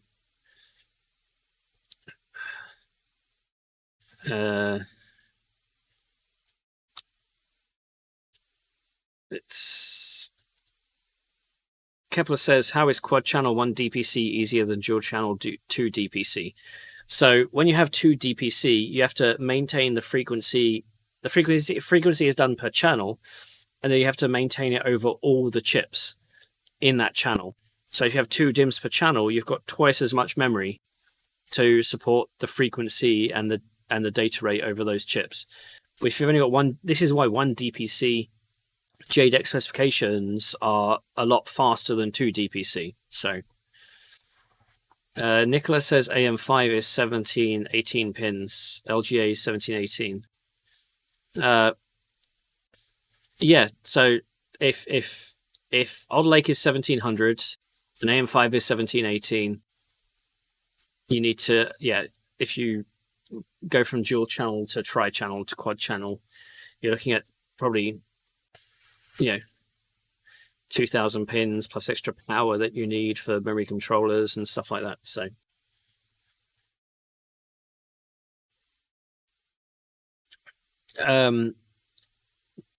Marvia says one of Intel's IPUs has tri-channel LPDDR4. Yeah, it's Steez says just buy 500 terabytes of Optane. I wish. It's too expensive. Intel won't give me that much. So if people are looking for good prices on spinning Rust, check out diskprices.com. Though if do note that it's essentially just a bunch of affiliate links. So if you find the drive that you want and you want to help out the channel, you can always go through one of TechTechPotato's links. But I use diskprices.com just does Amazon's prices. It doesn't do eBay's prices. So Kelly said the in-laws are here, and I said to the wife I have a video conference with my doctor. Haha. She might ask, what, on Christmas Day? Zertmaster says I want to see a motherboard to do away with SATA ports. You can place them with an M.2 with SATA adapter card. No, because SATA adapter cards use as media or Realtek controllers, and motherboard SATA ports typically are native, so they're a lot more consistent and faster, especially if you need to do a bit more funky stuff. So Zerp says, are the CPU deep dives and stuff going to be harder, more time consuming with Andrei leaving? Yes. Yeah. Andrei did some really good work on the CPU deep dives. There were times where I'd meet people saying, oh, I really love your CPU deep dives, or I really love your deep dives into smartphone SoCs. And I have to go, thanks, those are Andrei. Yeah, it's going to be a bit tougher, but I've still got all the software that we used to analyze it, and some of the stuff I did, some of the stuff Andrei did. So I think they can do Andrei stuff, but it means I'm going to have to take over the ARM and the enterprise stuff as well. That's going to be tougher. It might mean that some of my other content gets reduced, because there's no way I can do it all by myself. Yeah, that's probably why you've seen. I mean, I think Andrei kind of already had half his foot out the door, but Old Lake, we only did the i9 review, even though we've got all 3 CPUs. I was planning for my US trip as well. It was just a bit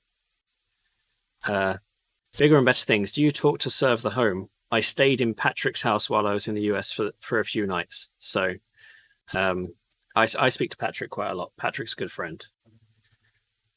So Mr.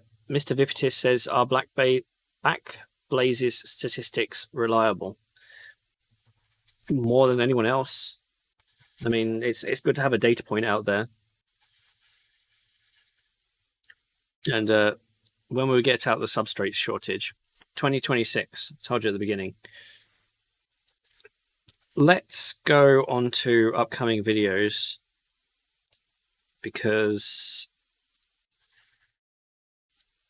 that's worth talking about. So as I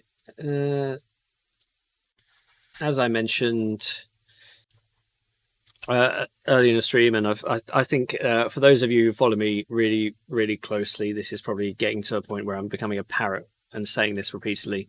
I spent three weeks in the US after Thanksgiving. I spent time at Qualcomm's event, Tech Summit. I've got 2 interviews, though I may wrap that into one, because I asked them both kind of the same questions with,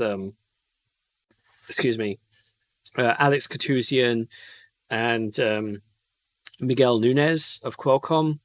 So that's Snapdragon, and Miguel is one of the deeper engineers that they've been bringing out on stage. I had like a 20-30 minute interview with both of them that I've got recorded. I need to transcribe them for AnandTech first. So they need to go up on the channel. After Qualcomm, I then went to stay with Patrick in Austin. I kind of did a video that's not worth publishing. So, I didn't really get any content out of that. But I did, I went up to Dallas for the day, did a 3-hour stream with Tech Deals. Go on to, Tech Deals channel to go see that. Then I went to Portland for a couple of days and spent some time with Intel there. I got a fab tour of their D1X fab. For those of you who follow the tech industry online, Intel had planned to do an Israel tour of their Israeli fab and their design center where they designed the P cores for Alder Lake. Unfortunately, Israel closed the borders the day before all the press were meant to fly out.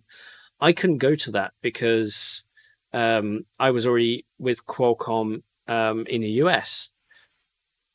So, the chances are that these events occur at the same time. It's getting a lot higher these days because there's a lot more to cover. So I because I already booked this 3-week trip, I was going to be with Qualcomm. Gavin from AnandTech was going to go to Israel. Unfortunately, that got cancelled. But I said, in lieu of that can I go around your fab in Oregon? And they said, let's organize something. So I did.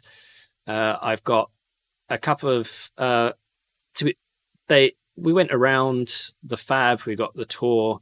I went in with a few bits of content in mind, though I need to get one of the things with going through a fab is that there's a chance that if they let you take pictures, you're going to get sensitive information.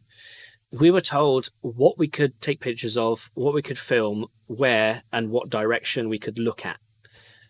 So these were prearranged, predetermined locations that we could take pictures and film. And Jeff from Craft Computing came along. He was my cameraman for the day. So it's I need to get all my videos and stuff from my Intel visit verified by Intel that they're safe to publish. That might take another couple of weeks. So it's we'll see how that goes. But I plan to do a video of how you put on a bunny suit to go into a fab. I've got a video about Intel's EUV machines and another video about Intel's stacked gate-all-around transistors and the different ways that they can be designed. So that's going to be interesting. I should also say that when I was with Qualcomm, I went to a cat sanctuary. You may have seen my stream where I'm surrounded by cats. I actually did record a couple of... I interviewed the CEO of the cat sanctuary for a video on that. I also recorded a couple of general tech videos. It's like I haven't done a video on Zen 4 Genoa versus Bergamo yet, and even though I'm probably about a month late in that content, I'm surrounded by cats the whole time I'm talking, so I still want to publish it. That needs to be edited. And yeah, I've also got a video recorded about Apple doing the bare minimum on right to repair that I think's definitely worth posting at the cat sanctuary as well. And I did try and record a couple of things on my way to the cat sanctuary, but it started to rain and I don't know how they've come out really. So we'll see on those videos. And then after that, I went to IEDM. After Intel, I went to IEDM, and we've already been through some papers on the stream, but there's lots to talk about there. And there's lots of opportunity to write and record. So theoretically, I could easily have 15 to 20 videos. Yeah, so bye, Anna. Hope you had a good time. So and Felipe NW says Linus said he had been traveling to Israel to see some really secret stuff. Maybe he managed to go there. So I think because Linus has a very strong relationship with Intel's marketing, they sponsored him to go out there before everybody else did. So those videos I've got in mind, and then some of them need to be edited, some of them just need to be approved by Intel and then edited. When I say approved by Intel, just to clarify, that's because I took photos in the fab. And video in the fab. They need to make sure that there's nothing IP related that comes out. It's the same thing when 60 Minutes went to Intel's fab. Same thing when Stephen from CNET went to the Arizona packaging fab. So there's a lot to do. There's a lot to do. And yeah, and then CES. So it's, let's see, just going through some of the comments. You mentioned the Intel tour on Craft Computing. When does that come out? Yeah, when it gets verified, we'll put stuff together. It's Jeff's stuff also needs to be approved as well. So Dave says, for your night at Craft Computing, did you end up drinking too much? After the stream, we went to bed because we finished at 1 and we had to be up at 5. So Stereotypo says, I noticed you dropped in on Marcel Voss's stream. Yes, I did. RollerCoaster Tycoon. I played it back when I was young. Very fond memories. Don't play it anymore, but still like watching streams about it. And I said to Marcel on the stream, where's your Patreon? Because if you have a Patreon, I'll donate to it. And he kind of ignored it. So, yeah. Mr. Vivitis says, are you doing the Intel Xe HPG scavenger hunt? No, not really. I know they're doing something, but the Marvis says, with Andrei having left, you should find someone to help you along with the content. Yeah, trying to find somebody to replace Andrei is a big ask. Linus wasn't the only tech media intel for that event. I think Linus was doing sponsored content, and he was doing it before the rest of the press were going. He was kind of a litmus test, and then obviously they closed it. So, Baz, are you planning to get a second writer in lieu of Andrei? Yes, though trying to find the right person. That's half the issue. And yeah, if any of you are interested in becoming the next Andrei, if you're at a level on the way to Andrei, then please reach out to Ryan. Unfortunately, I've got no say in the matter, but it's yeah, definitely reach out. It's the issue we have is we don't really have time to train someone. And I know lots of people will be like, oh yeah, I'd love to learn and I'd love to get, to the level where I can help you guys. Unfortunately, we need somebody who can work at Andrei's level and be paid what Andrei was. And I think I've said this before on a couple of other streams. In this tech industry, there's like two sorts of people. There's engineers who write about technology, and then there are journalists who learn about tech. The thing is, any engineers in the space can easily earn 4 to 5x as an engineer. So it's a tough slog in this space, trying to find people with engineering backgrounds who are prepared to work for journalist salaries. So yeah, but if people are interested, then yeah, definitely reach out to Ryan on that. It's Andrei's qualifications was it CS and EE bachelor's, but his history was that he had been doing custom Samsung doing custom kernels for Samsung Galaxy smartphones for years on forums. So it's yeah, AnandTech's whole thing has been hiring engineers to do the content and teaching engineers to write. It's definitely a learned skill. I kind of cut my teeth at it by doing motherboard reviews for 5 years, and because motherboards was such a minor aspect, it allowed me to make mistakes along the way. But one thing I did learn is that it's important to know how to tell a story. Excuse me. It's like if you have a motherboard with 10 gigabit Ethernet, then the story becomes the evolution of home networking and why having internet faster than your having networking faster than your home internet speed matters when you start adding things like streaming and NASes, and if you're doing things like what Jeff is doing with game streaming over in the home, that sort of stuff.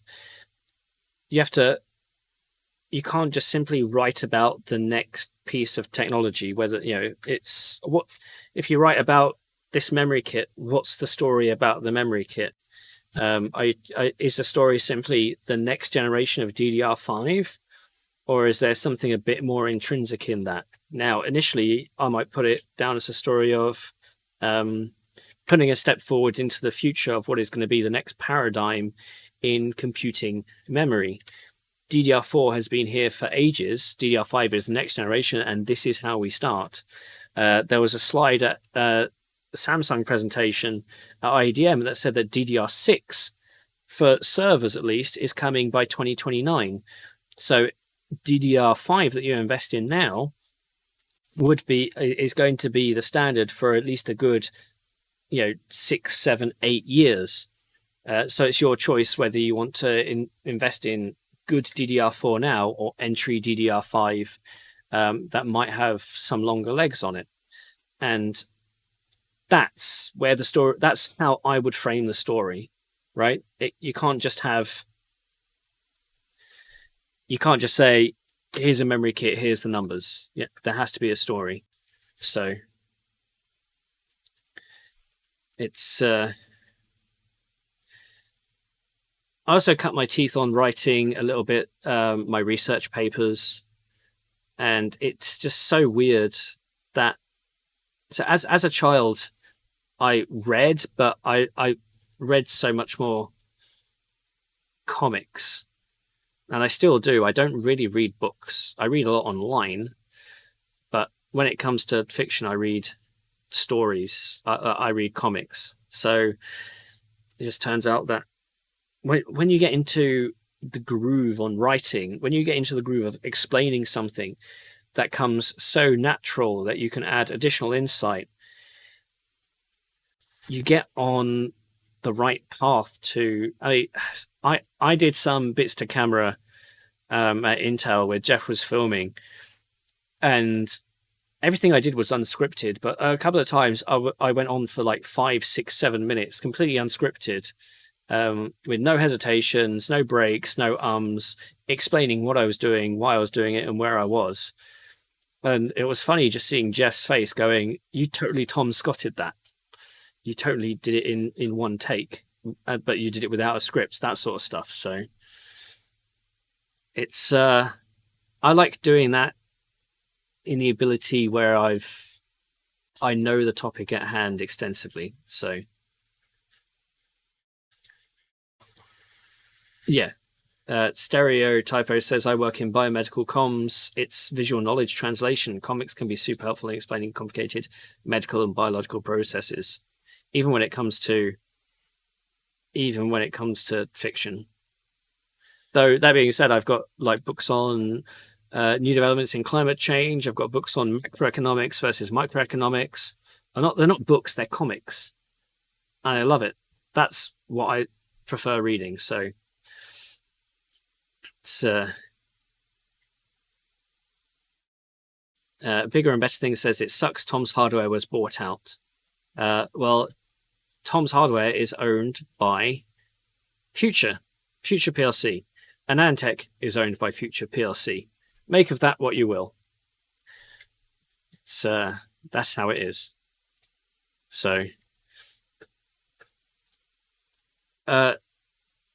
somebody was asking, are you going to cover CES live? Yeah, on Tuesday the 4th. That's when you've got AMD, Intel, Nvidia, and Qualcomm, all their keynotes, 5 keynotes in 4 hours. We'll be covering all of those. So it's going to be fun. It's just, I did put this up just because it's a fun little thing to talk about. It doesn't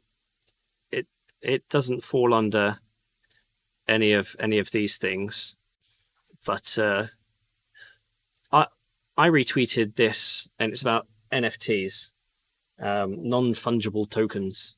I'm sure you all know by now. It's like, why is there hate in the NFT market? Now, I hate the NFT market. And this is the answer, and I kind of wanted to go through it with you just because it's really good. It's a number of reasons. The non-fungible part of NFTs is usually just a receipt pointing to art hosted elsewhere, meaning it's possible for the art to disappear and the NFT becomes functionally worthless. So this comes down to NFTs aren't the thing itself, it's the receipt of the thing. If you buy an NFT of the Mona Lisa, you have no ownership rights to the Mona Lisa. That's what an NFT is. You're just holding a receipt to the Mona Lisa. So people are saying, "Oh, your NFT is fungible because I can right-click Save As. Well, no, because the NFT isn't the thing. The NFT is the receipt to a thing. The NFT is the receipt. Not the thing isn't the receipt, if that makes sense. So some art is generated based off the unique token ID, meaning a given piece of art is tied to the ID within the system, but this art is usually laughably ugly, made by a bot who can generate millions of soulless pieces of art. Just like somebody made an algorithm that generated every possible MIDI track for a minute based on like 2 octaves. They ended up with like 10 terabytes of MIDI files, and they trademarked them all, or at least tried to. It's that sort of thing. So also someone could just right click and save a piece of generated art, making the non-fungible part questionable. Remember, the NFT is only a receipt, even if the art it links to is generated off an ID in the receipt. So if your art is generated by your receipt, do you still technically own the art? No, you still just own the receipt. Yeah, okay. However, NFTs are marketed as if they're selling you the art itself, which they're not. This is rightly called out by just about everybody. You can decentralize receipts because those are small and plain text and inexpensive to log in a blockchain. Imagine converting an image, super high, 20 gigapixel image into the blockchain. Ain't gonna happen. So all you have is you encode the link to the receipt in the blockchain. So all you have is a link. But that art needs to be hosted somewhere. If your server and heart goes down, your art is gone. NFT minters are often art thieves, minting others' work and trying to spin a profit. The anonymous nature of NFTs makes it hard to crack down on, and moderation is poor in NFT communities. Yeah. If somebody has minted my videos as NFTs, or minted my videos to receipts and sold those as NFTs, what recourse do I have? Artists who get into NFTs with a sincere hope of making money are often hit with a harsh reality that they're losing more money to mint the NFTs than they are to making profit, because the Ethereum blockchain usually $70 to $100 to mint, and most of that is a transaction fee. Most huge sales are actually the seller selling it to themselves under a different wallet to try and grift others into thinking the token is worth more than it is. Wallet IDs are not tied to names and therefore anonymous enough to encourage up the fake hype. Example, if you mint a piece of art that is worth 0 until somebody buys it for the price, that price is what the market dictates is the value of your art piece. Since you're $70 down, you create a second crypto wallet and you sell your art piece to yourself for 12 grand, for example. The transaction costs a few bucks. Then there's a public record saying that your art is valued at 12K. Therefore, somebody else comes along, buys it for 14, and that way you've turned a 0 piece of art worth into 26K of transactions. This is like the coin bubble of the 80s and the current video game bubble.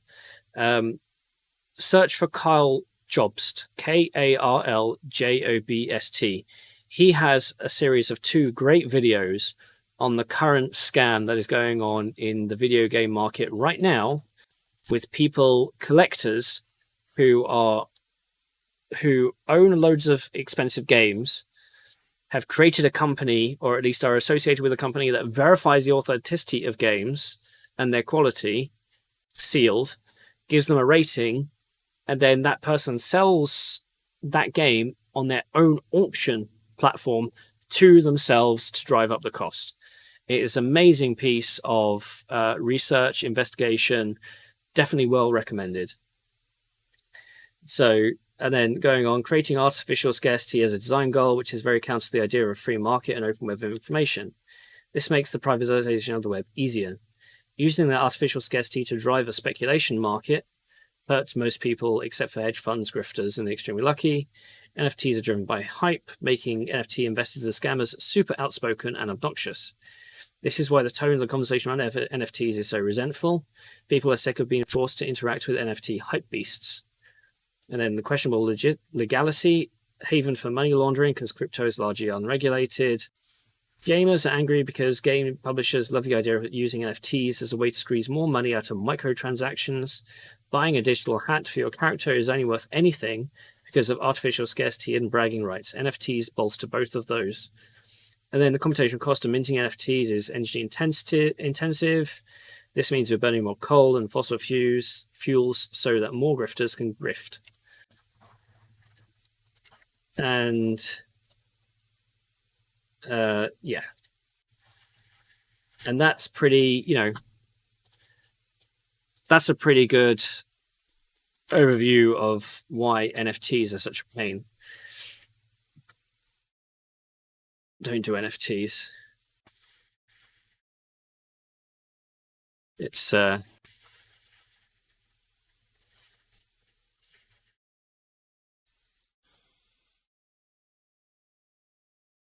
I talk about NFTs and people aren't interested.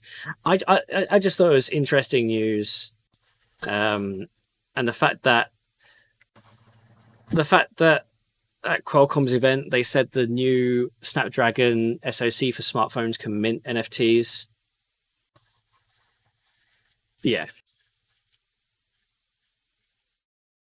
I kind of want to do I should just do a video on that and combine that with that tweet, and that is just the whole video.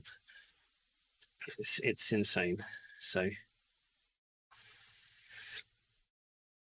very best thing says make an NFT on someone making an NFT of you. Yeah. And Felipen W says, I see some illustrators complain about having NFTs made out of their art without their knowledge just about every day. So, and people talking about classic gaming cartridges. Yeah. Okay, I think yeah. And then Log4j has been in the news. That's just a really super interesting and lazy bug. And it's almost 20, yeah, it's almost 1:45. So I'm probably going to end the stream there for a couple of hours.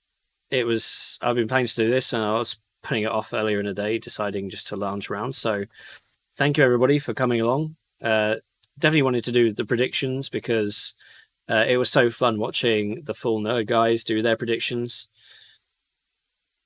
It's yeah, I made some spicy predictions. Let's see if they come true. Just because it'll be interesting if they did. And let's see if I can beat the percentage. Next year, I'll put it to the full nerd crew. Let's see if my 14 predictions, if I get a higher percentage than any of the full nerd guys and Elena. So it's going to be fun. I've got the rest of my drink to go, and Ace of Spades. Yeah, I'll timestamp this video. Unlike Tech Deals, I don't have anybody doing the timestamps as I'm recording live. So, Merry Christmas to you all. Happy New Year, and stay tuned for the videos that drop. Good to see you all. Take care.